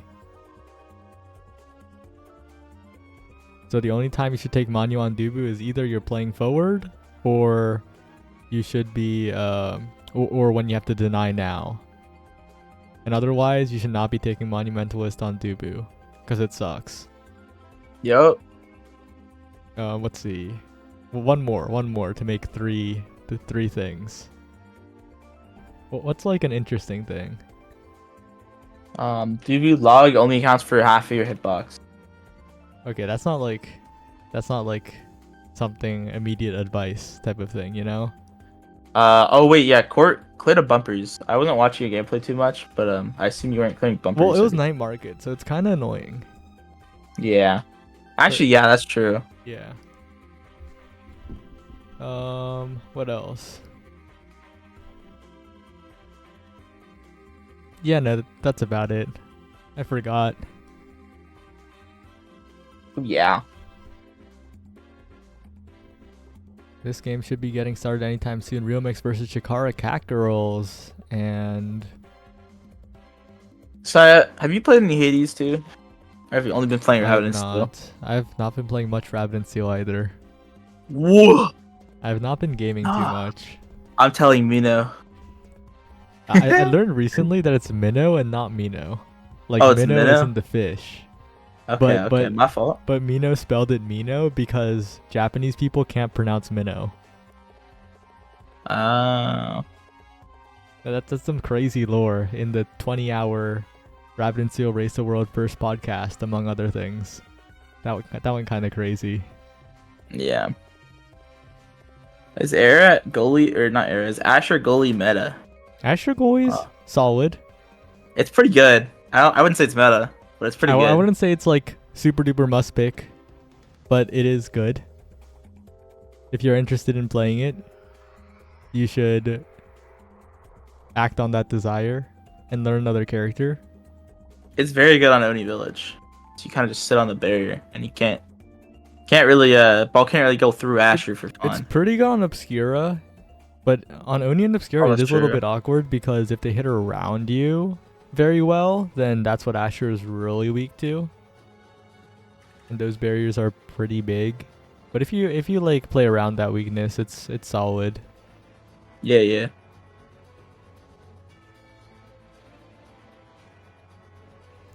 I've barely played this season, but I'm pretty sure I have an insane Pauldron's Luna win rate this season. General Twee. That tweet doesn't even go Pauldron's. He only goes it on Demon like a coward. True. My Pauldron's Luna win rate is 75%. 3 out of 4. Oh yeah. But that's kind of crazy. Yeah. Well, some of those are kind of undeserved, but it's all good. Alright, well, getting into this game, I wonder if they're going to ban Kazan again, because I know Hoodie, at least Hoodie Sleeps is hovering this Kazan. But he's most known for the Kazan for sure. But that just leaves Bloodache's picks open, right? Kazan gone, Bloodache can play whatever. I think Hoodie's looked pretty good on other picks as well. I mean, I'm seeing the Amy with extra special. Thoughts? Might be a little bit strong along with this immediate size on Rasmus, you know? That might be a little bit good. Yeah, but Gloomfie's Mako is being picked away. Asher goalie, Well, like the chat yeah. was talking about. Asher goalie in the game. I mean, damage is looking weak on the red side with that Vice character. Kind of a cool character. I mean, okay, all I'm saying is red side would be a really big damage comp if ZZZ was in this game. Playing that Juno. No is no. Okay, low key, real quick though, you should just be running strike shot on Asher goalie. Like I know that momentum boost is being taken this game, and as someone who takes patterns on every goalie in the video game, I respect it. But if you are trying to make the optimal choice, you should just take strike shot. It patches up so many of Asher's weaknesses. Yeah. I mean, if it's getting hit around, you actually have a projectile to deal with. Now, on top of like the insane defensive pressure that Asher already has. Pretty good. The Gloomfie's looking pretty confident here. The additional movement speed does let Gloomfie push up, and whoa, what a save by Boomer Guy. That could have been really bad. Yeah, that was gonna. Oh, shit. I have something in my throat. Yeah, it was a pretty good save, but Lennox just getting in there with that Wait, let me remember. So there's Pendulum Swing and there's Whiplash. Whiplash Yeah. is the secondary, right? Yeah. Yeah, with that Whiplash coming out and covering both clears. Honestly, looking pretty doomed for Boomer Guy. I really like how Bloodix did that immediately, because a lot of the time you'll see Rasmus's try to secondary on reaction, and that ability takes a while to come out. But Bloodix just did it automatically, and that's why it caught Boomer Guy's clear. Yeah, pretty good. I'd say Boomer Guy can hold down this barrier with the entire team on defense mode, but Bloodix is looking to be in that baby jail, as some would say. And that middle is looking pretty deadly, about to go off, and I see Bloodix in the center, and nobody popping that. Kind of unfortunate. Do you but, see that? They just went around the barrier. Oh, sad boys. Sad boys. Oh yeah, Hoodie sleeps. No! Hoodie was cooking. I'll be real. Hoodie was cooking. Let's see if Bloodix gonna get this around the flip Vice. That's the character's name. But Hoodie's cooking again. Never mind. No. Hoodie's cooking again. Let's go, Hoodie. Honestly, I think it is Bloodix midfield. I'll be real. I mean, oh no! No! Hoodie! No, and burning the flip. Oh, that is not what you want to see, unfortunately. No! That's so unfortunate. The chat is spamming gloom free. Gloom free. No. But like, we've seen the Gloomfy bounce back before, right? In the previous games when it was looking bad, but this is looking really bad. You want to keep saying that? Yeah. You want to keep saying that Gloomfy can bounce back? I don't know, right? There's 2 barriers. Wait a second, they're bouncing back. Real mix. Oh. No. That wasn't Gloomfy's fault though. Yeah. I mean, it's looking a little rough for Real Mix here. See if they can bounce back though and get the set on lock. Okay, top side, good play from Hoodie immediately, but one barrier traded on the other side by Spots. Supernova comes out, Hoodie with the firewall sentry as well to try and keep possession here. Boomer Guy though clearing it away quite well, buying a lot of time with those bounces off the back wall. Yeah, I mean a lot of time being bought, but I see Hoodie's with his flip coming up. See if they can get this barrier and able to get that barrier, but Bleachers, Bloodix in the back. I don't know. I just said. Yeah, how'd you get that one? I don't know. Oh, but a great slime by Skymon. Now Bloodix needs to do a lot of work here. Oh, Skymon, no! Skymon with an unfortunate miss flip. See what Bloodix can do with this core here. Oh, they win 2 strike wars. Yeah, what a massive strike war win from Bloodix to bring us to a 0.5, and you know, this is the chance. This is time for Gloomfy to bounce back. She's got this. This is her moment to make up for the past mistakes and not lose any barriers early here. Get in there, Gloomfy. Honestly, how funny would it be if Gloomfy literally just ran forward and scored? She has momentum boots, right? So yeah, you could do that. It's not out of the realm of possibility here. As Hoodie, but doesn't quite have the follow up. Bloodix in there as well, but barely missing. But we'll finally get it with the pendulum swing. Now Hoodie in position for a good play, keeping possession top side. Good flip from Spots as the core finds its way back around, and recovery drone pop, but it's the final point of the set. That's fine. Yeah, I mean, I'm looking at Spots, and Hoodie sleeps looking a little low, and Bloodix is also looking kind of low, but not in that 1 HP threshold. See what Hoodie sleeps can cook up here. But the Mako and snare drums come out. Bloodix up on top of the Mako here. See what they can do with the middle. No, yeah, it's fine. Didn't need the barrier. Didn't need the barrier. Did not need the barrier. Hoodie sleeps going down to the power cord. That's what it's called, right? Power cord. Yep. Yeah, I'm not insane. Okay, Bloodix, let's see what you can do with that hook. No, it did the slime. Wait a minute, Bloodix. I see the vision. Oh, another slime coming out. Gloomfy to the center. Bloodix. Oh, good flip by Boomer Guy. That's not the clear you want. Bloodix has control of the core. Bloodix is getting in there. The firewall sentry keeping it ambiguous, but Bloodix couldn't quite get the strike there. Unfortunate by Bloodix there. The firewall sentry kind of strike warring their own teammate, and that goes right around Gloomfy. A series of unfortunate events for this Real Mix squad, but Chikara Cat-Girls hang on. Good defense by Boomer Guy in particular, I think, so far the MVP of the team, and we'll probably deny away Might here, if I had to guess, but Stacks on Stacks is still a great midfield pickup. My concern, though, is that the Vice is so much to pick. Yeah, I mean, this Vice has a lot of options. But one option I am seeing is a prime time for this Asher. She can get it. Okay. That's a little unfortunate. What is that? Dancer for the Asher. Orb Dancer is pretty good. She will Orb fly. Dancer is pretty good. She's flying. She will fly. I mean, you got mob boots and you get Orb Dancer, you're gonna be teleporting. Momentum boots, orb dancer. This is looking pretty speedy, along with the stacks on Bloodache. So that's one barrier down immediately, and Bloodache is building up these stacks quite rapidly. Rapidly, like rapid fire. No one has rapid fire in this game. I know. Yeah, I just felt like saying it. I know. Let's see what Bloodache can do. Oh my, wait, what a strike by Bloodache. It kind of See if feels I like can get it Bloodache's through. quick strikes. They're being pretty efficient. Yeah, I mean, that was a really good pendulum swing by Bloodache into the top corner. And that's point 1 over to Real Vix. Well, I guess not really point 1, but point 1 of set 2, you know? Well, the loser here isn't out, right? They have one more chance, but you want to qualify here. You don't want to go into losers. Yeah, I mean, go to losers, that's some more. Wait, why is my pop filter like that? More variables.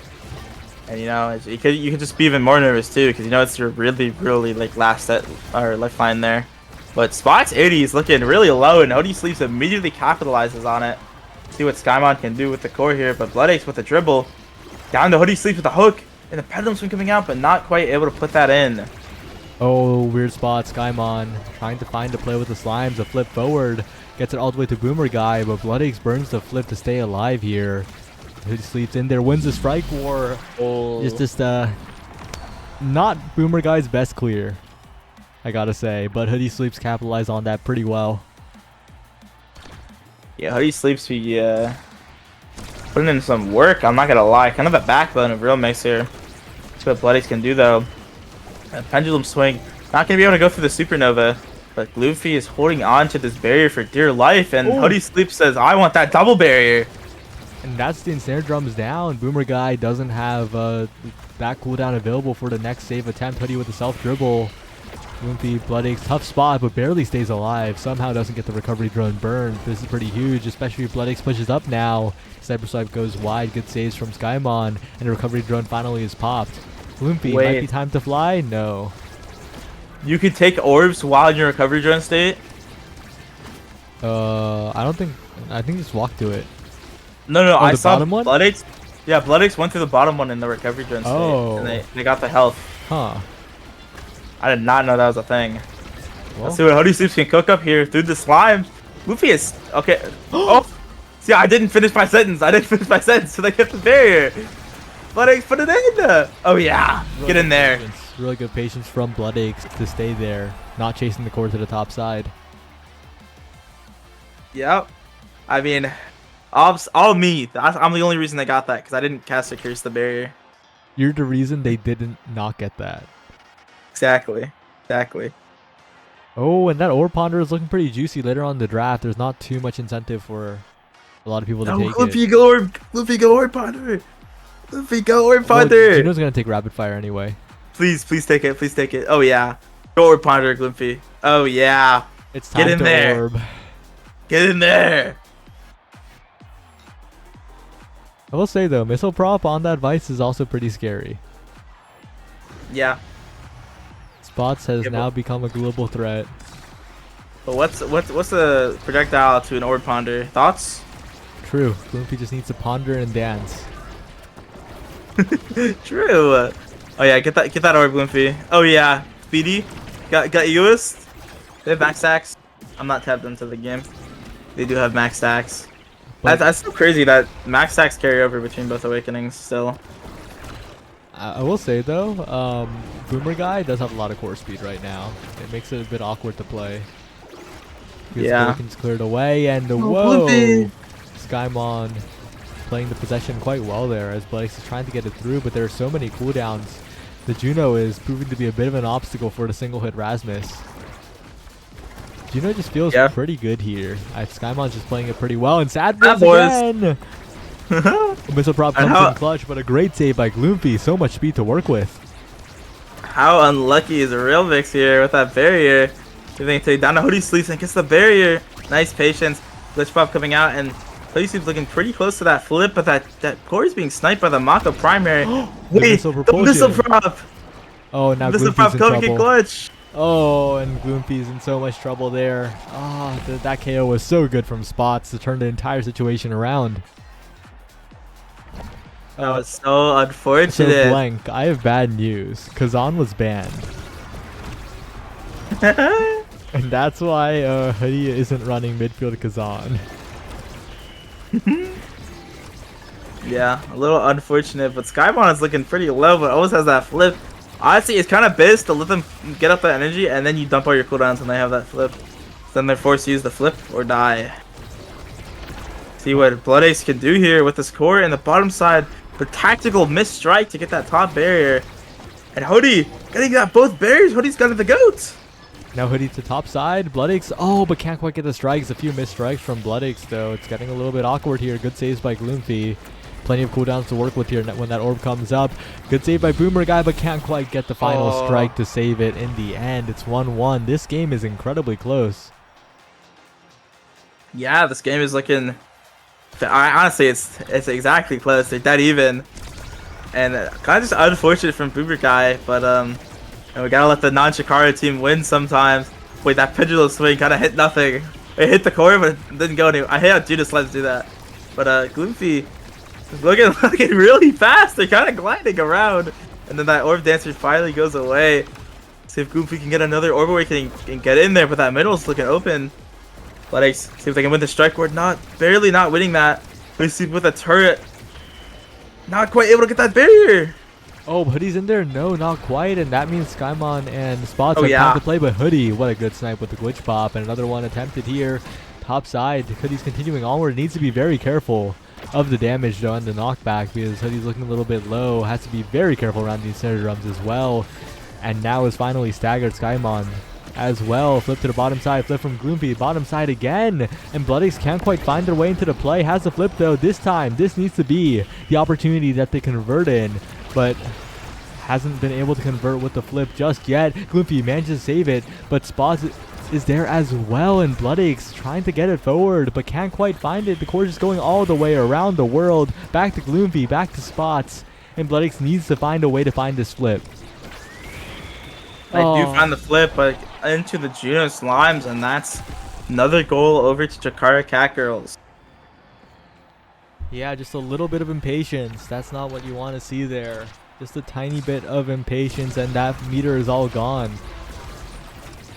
Yeah, that meter kind of could be the difference maker in the set, but it turned out not to be. Or I guess it did turn out for Chikara Cat Girls. That led to the Chikara Cat Girls getting the goal. But honestly, one thing I was seeing Bloodix doing is they're walking back a lot in overtime, and that you don't want to do that because you're never really gonna get the core in the spot where you can score because how fast it's going.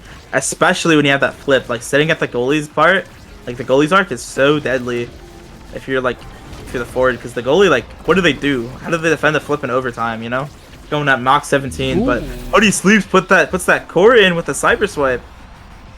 Yeah, I think it's a lot of like the desire to try and play the entire game, right? Because Bloodix is doing so much, running around with so much speed, trying to be the carry, but to be the carry as forward, sometimes you just need to sit in their half. Exactly. Okie lore. As spoken by liftoff qualifying forward, Twisty. What do you mean by that? See what Blood Ace can do here. And Hoodie Sleeps. Oh, barely not getting that barrier. Legs trying to get this core up. And wait, that turret's kind of sus, actually.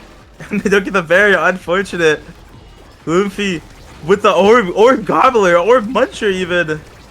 Trying to wait, what a dodge on the snare drums, and the pendulum swing gets that barrier. But Hoodie Sleeps is looking very, very low. So is Bloodix. It's going to be dangerous. Bloodix, the drone popped, but that's honestly a pretty good spot to be in. Gloomfy getting away from the slime as well. Has the flip available with the speed. You can be the egoist. Gloomfy, don't be afraid. Do they need it? Bloodix can't win the strike war, though. Good save by Boomer Guy. And the flip is stuffed away again. Gloomfy, no, not like this. No. Unfortunate. I mean, Skymon is putting in work, let's be honest. Yeah, Skymon has blocked like the past 3 flips now. It's been very, very consistent, and now they go into a very favored Awakening draft here. An unstoppable pick here by Boomer Guy would just win the game, I think. Unstoppable. Just pick the unstoppable. You're against single hit. Nah, No. nah. Boomer guy would win. I mean, Uh, no, heavy impact is weak. Thoughts? OSAS players, when you're reviewing the VOD, please make sure to look at the drafts, because there are definite rooms for improvement here. You know. Yeah. I just want to say that Unstoppable is very good against Rasmus, and heavy impact's really good on Vice. You know.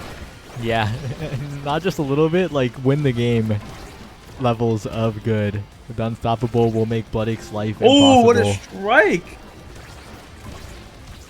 Yeah, but Bloodix is in there. And Oh, and again, the whiplash! yeah, wow, just catching out the clear. That is what Bloodix does best, and with no unstoppable to stop him, Bloodix is going to continue. True, no unstoppable to stop them. Supernova coming out and killing Putties. A little unfortunate, but Bloodix with a flip, and then Snare Drums come out. And Skybone just a thorn in Bloodix. Every time Bloodix gets the ball, there's a slime there. The slime, I was trying to do like a slime here and a slime there, but I messed it up already. It's fine. Skymon, Bloodix is in there. One barrier taken. Yeah. Can Bloodix take two? Hoodie there for the follow-up as well, but the chip damage is coming in on the Hoodie. The orb will be taken though, and a good elusive will prevent the Supernova from one-shotting. But this ensnared drums is proving to be too much of an obstacle. Skymon jumping forward, threatening and forcing the primary out from Gloomfy. Another flip comes forward. Gloomfy in a tough spot again. The pass splitter burn for nothing in thin air as Bloodix tries to push forward with the pendulum swing. But Boomer Guy is just so solid on the defense here. A flip from midfield, another flip, but this time the flip strike war is won by Gloomfy. And with the KO, they need to convert on this point, but the ensnared drum stalls out so much time. Yeah, see what Bloodix can do in this 1v1 with the Mako character. Mako, known weak goalie, not very good at holding it down. Very, very weak in that aspect. But so let's see if Bloodix can get it through with the 1 HP hoodie, or I guess the staggered hoodies. And Boomer Guy is letting that barrier go, I guess. I was going to say not letting that barrier go. And the back shot's coming out. Whoa. I didn't know Bertram was playing.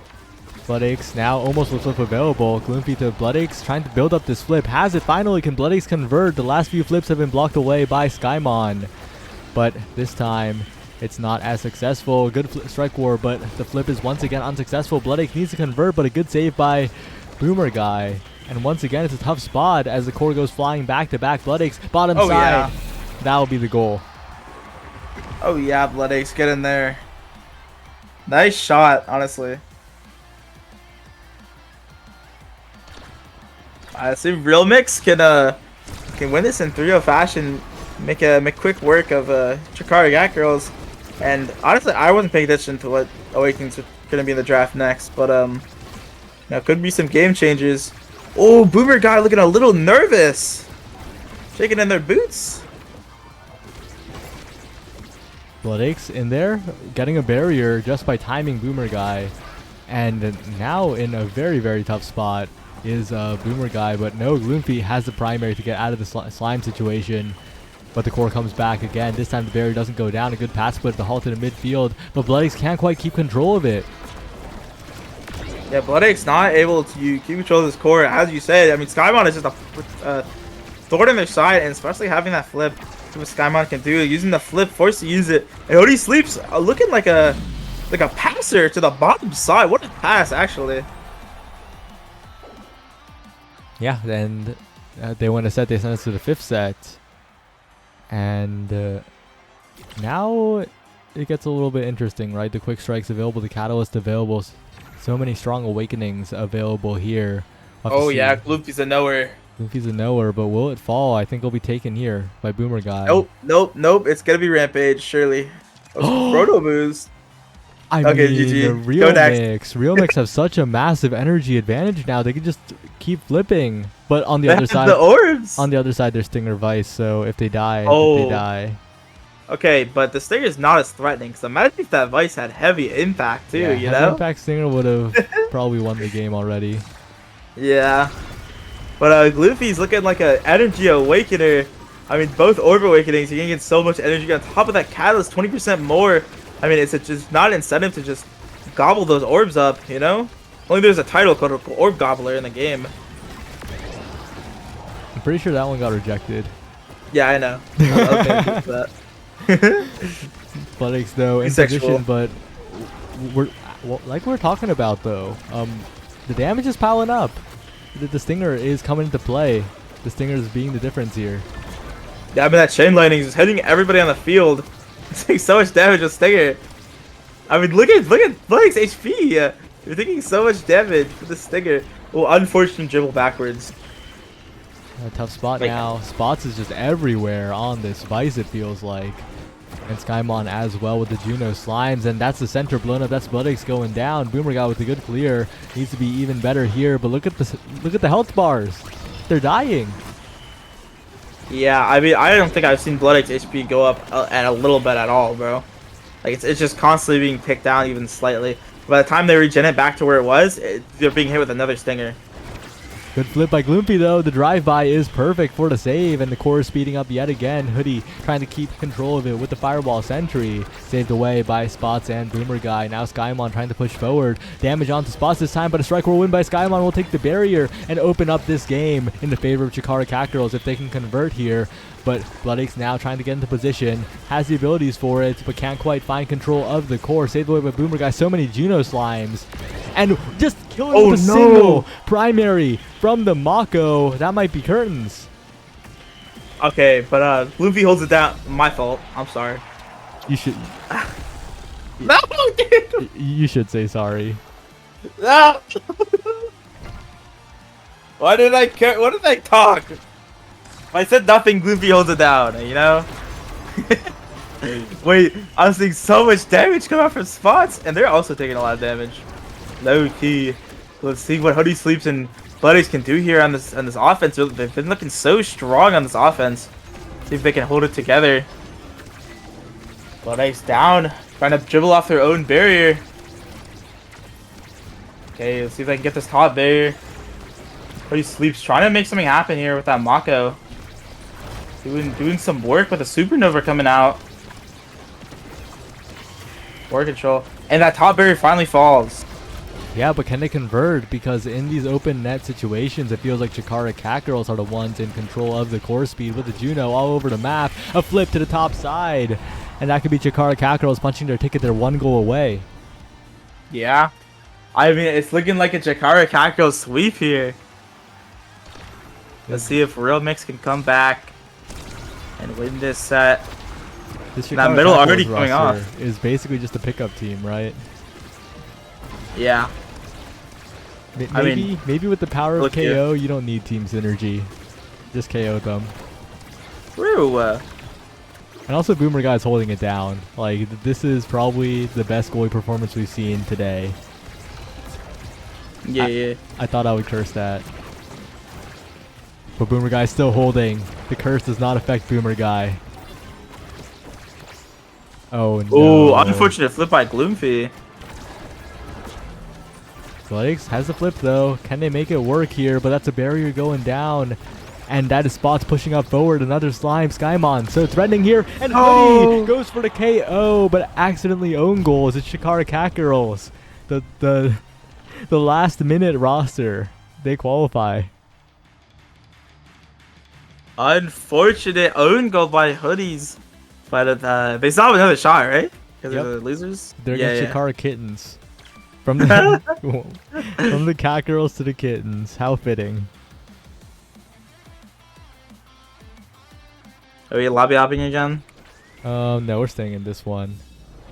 Unless they leave.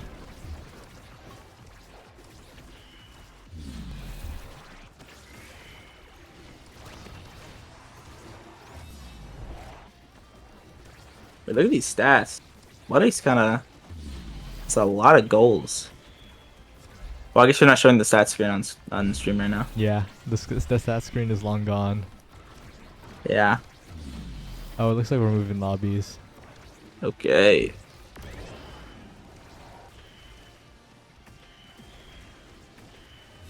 Yeah, just good try by Real Mix, but it felt like Chikara Catgirls.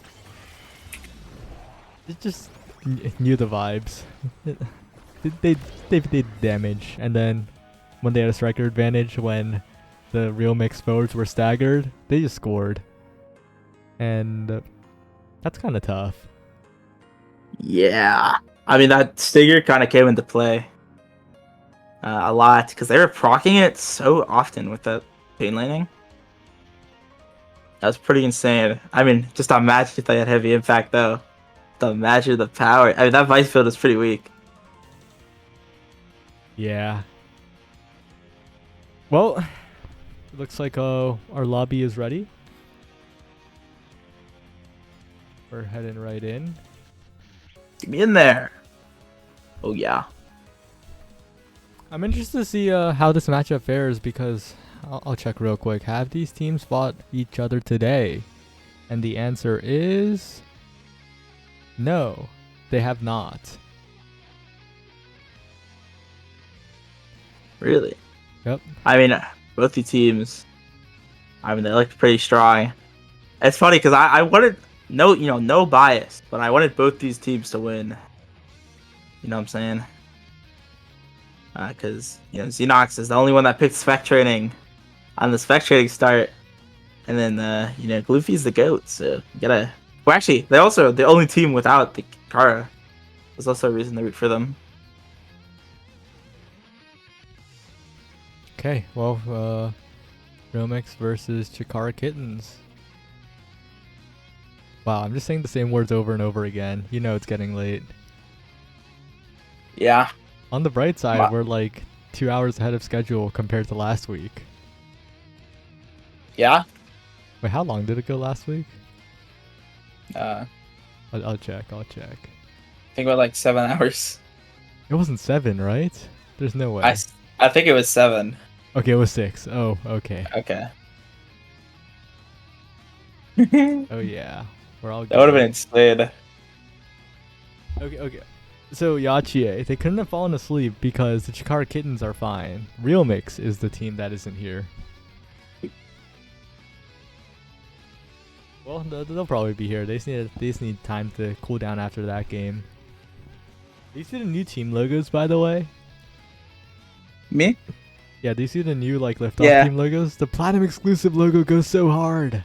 My favorite is Corpse Control. And That one is so good. Well, Showtime is also pretty good. Wait, which team is Showtime? Showtime, it's Megaverse Shianzu Joker. Oh, that's a landing team. Oh yeah, that's a they rebranded from Core Overflow? Well, technically, yeah. It looks like it's a bit of a rebrand. It's a good logo though. There's also Ice Climbers, which is good, but like the new Platinum exclusive logo, I mean, that was a huge glow up. She still needs to update them in Wikipedia. Yeah, but that's like a lot of work. That's annoying. Yeah. Especially because I think there's teams still missing logos. No, every team has a logo now. Oh wait, really? Did all the submissions come in?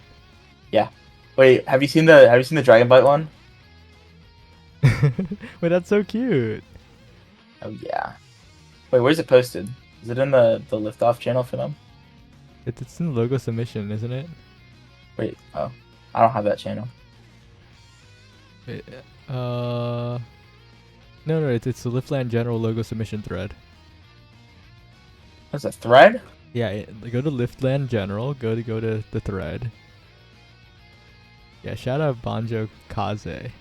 Wait, where's the thread?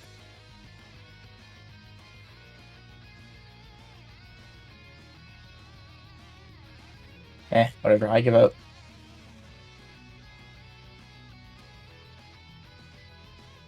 You can't give up that easily. You see the Liftland General, right? Yeah, I'm in Liftland General. Okay, look at the very top bar. There's a thread. Oh, icon. I see it. And you can click on Season 4 logo. There we go. Now you can look at all of them. Your course control is pretty good. I was looking at all of them through the Wikipedia thing. Yeah, but ballin' ballers. Low key. Yeah, Ballin' Ballers is one of my favorites. It does look pretty bad when shrunk, but like when it's full size, I think it's one of my favorites. It's really cool. It's like Venom dunking on Venom dunking on Spider-Man. Yeah.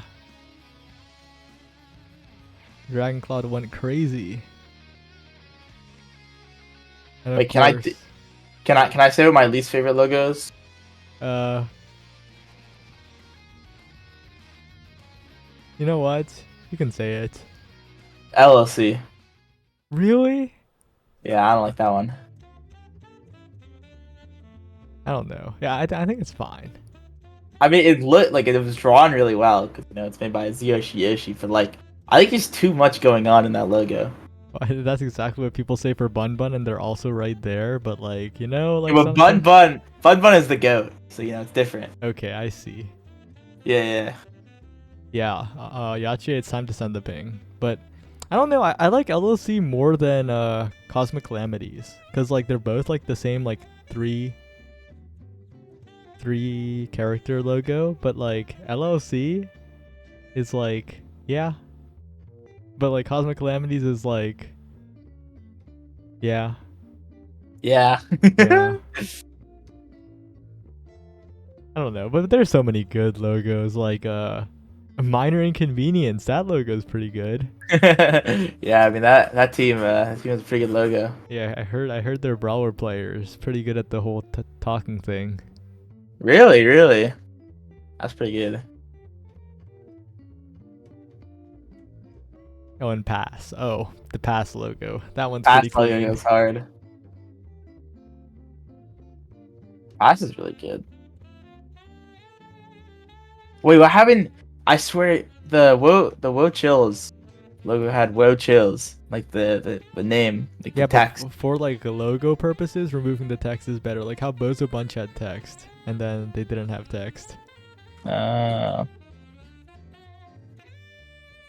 Did Real Mix think they were out? Cause we're not seeing Real Mix. No.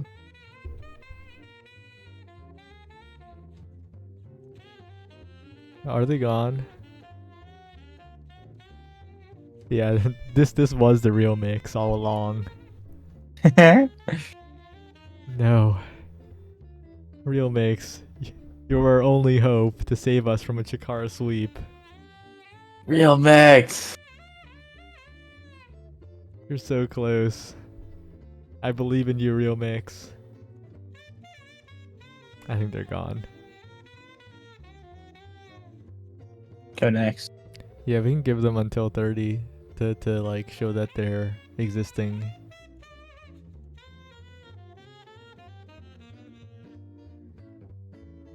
Well, Twisty, What's up? what did you have for lunch? I think I didn't have lunch. I just had a muffin, Mhm. and then I had tortellini for dinner. Okay. That's it. I still need to think about dinner. You should make instant ramen. Thoughts? So surprisingly, I'm not actually a big fan of instant ramen. Really? Yeah. It's like I don't know what it is. Like I'm fine with like chapaghetti, like the jjajangmyeon, but it's like instant. I'm fine with that. I think I just don't like instant stuff with like soup. Wow, damn. My Korean first language came in really hard there because I couldn't think of the word soup and I thought about the Korean word kumur, which isn't even like exactly soup. And I got stun locked on that. Holy. You should have built some tenacity in your build. Yeah, I need to wear the merc dreads on my head. On your head.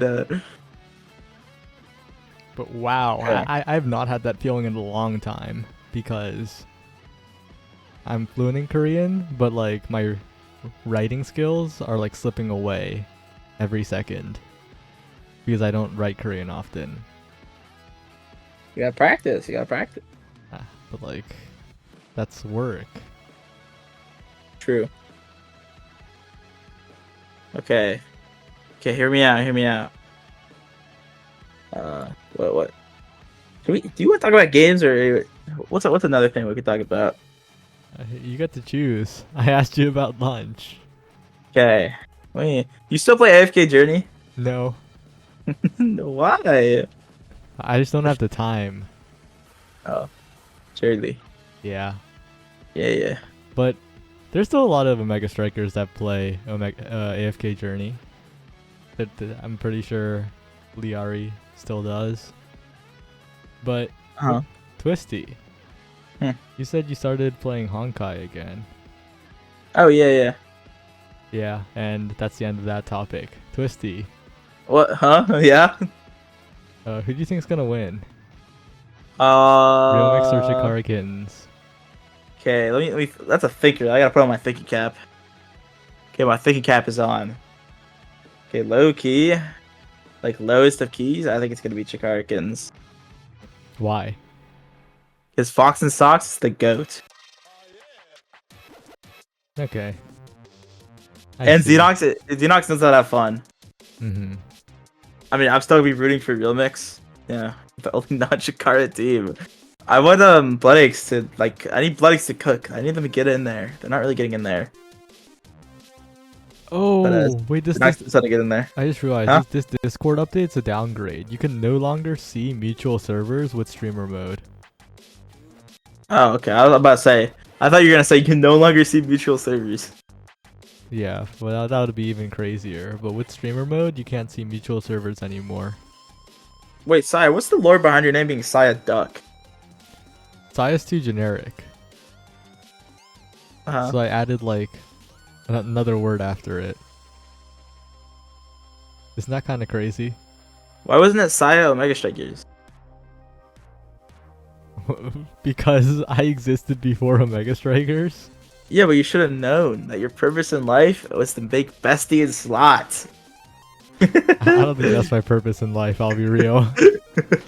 Well, no, surely it is. Unfortunately, For the community. unfortunately, it's over. Wait, is Real Mix FFing? They're nowhere to be seen, and a lot of time has passed. Yeah, actually, imagine adding another word like chug or something. Yeah, I should have been Saya Crow. I should have seen the future. True. Or Saya Bunny. You know? For Out and Steel.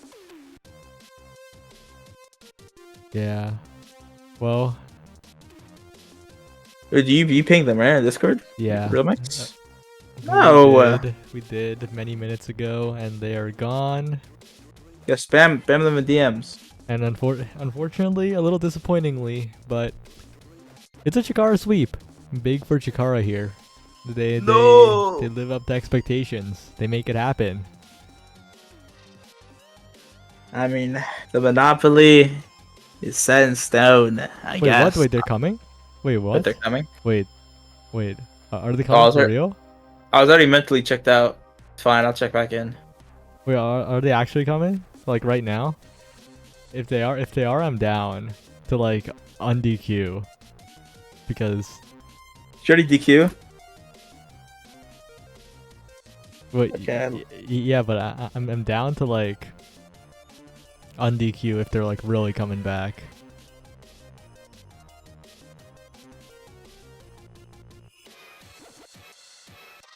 I get him in there. Wait, the storyline isn't ended. It might not be a Chikara sweep.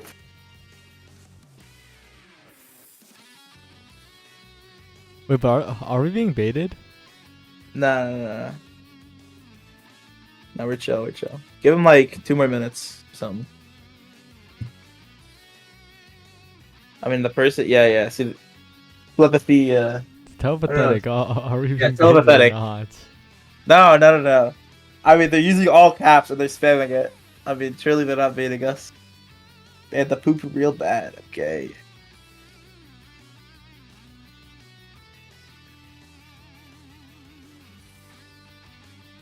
Yeah, having no comms makes the situation feel really awkward.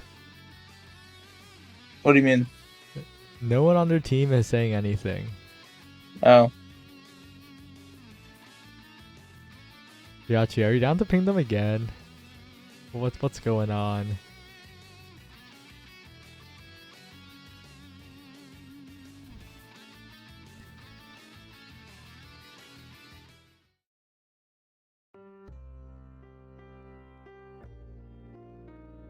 All right. Let me lock in. Okay. What's your what's the word? You know, like, oh yeah, figure collection. You have a figure collection? No. Really? Yeah, I don't own figures. I have like a giant one, like on my desk. Oh, You may send you a picture? sure. It's pretty hard. I'm whipping out the phone.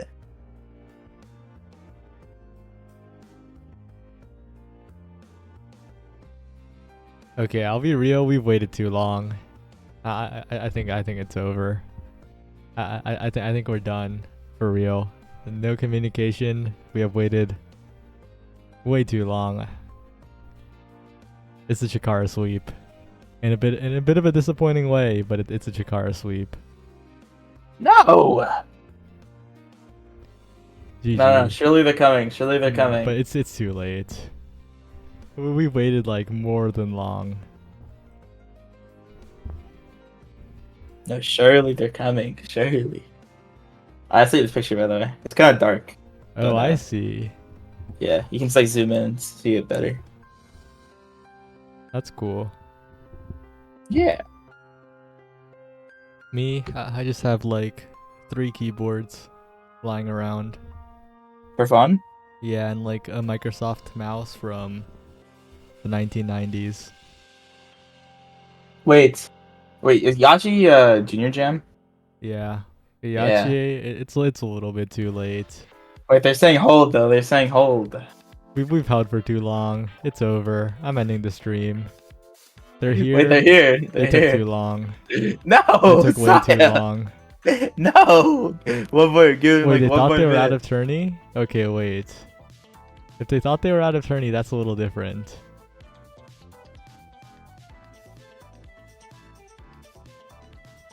Sorry, make it happen. Let them play. People want it. Okay, if they get in here, surely they get in here quick, right? They're gonna get in here. Get them in here. They're It's the such power of the people. Power of the people. Everybody's coming together. This is like a movie storyline. What? Wouldn't this be the perfect moment to just say, read better? I mean, if you want to be the villain, yeah. I mean, it's up to Yachi. I'm not even like the OSAS admin anymore. Oh, really? Like Yo, get Jack Ryan back in here.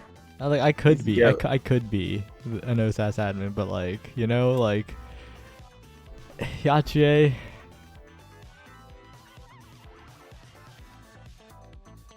Hold. Okay, wait, where are they? Everybody keeps saying they're coming, but like, where are they?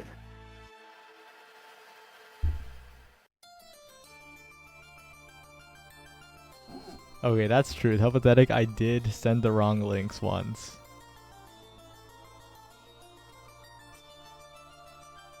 Our Brazil player is sleepy.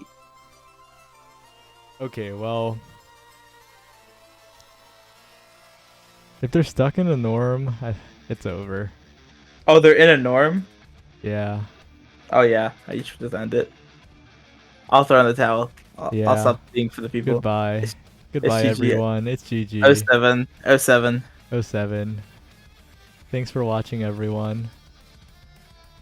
Congratulations sad to the piano music. Chikara sweep. Chikara sweep.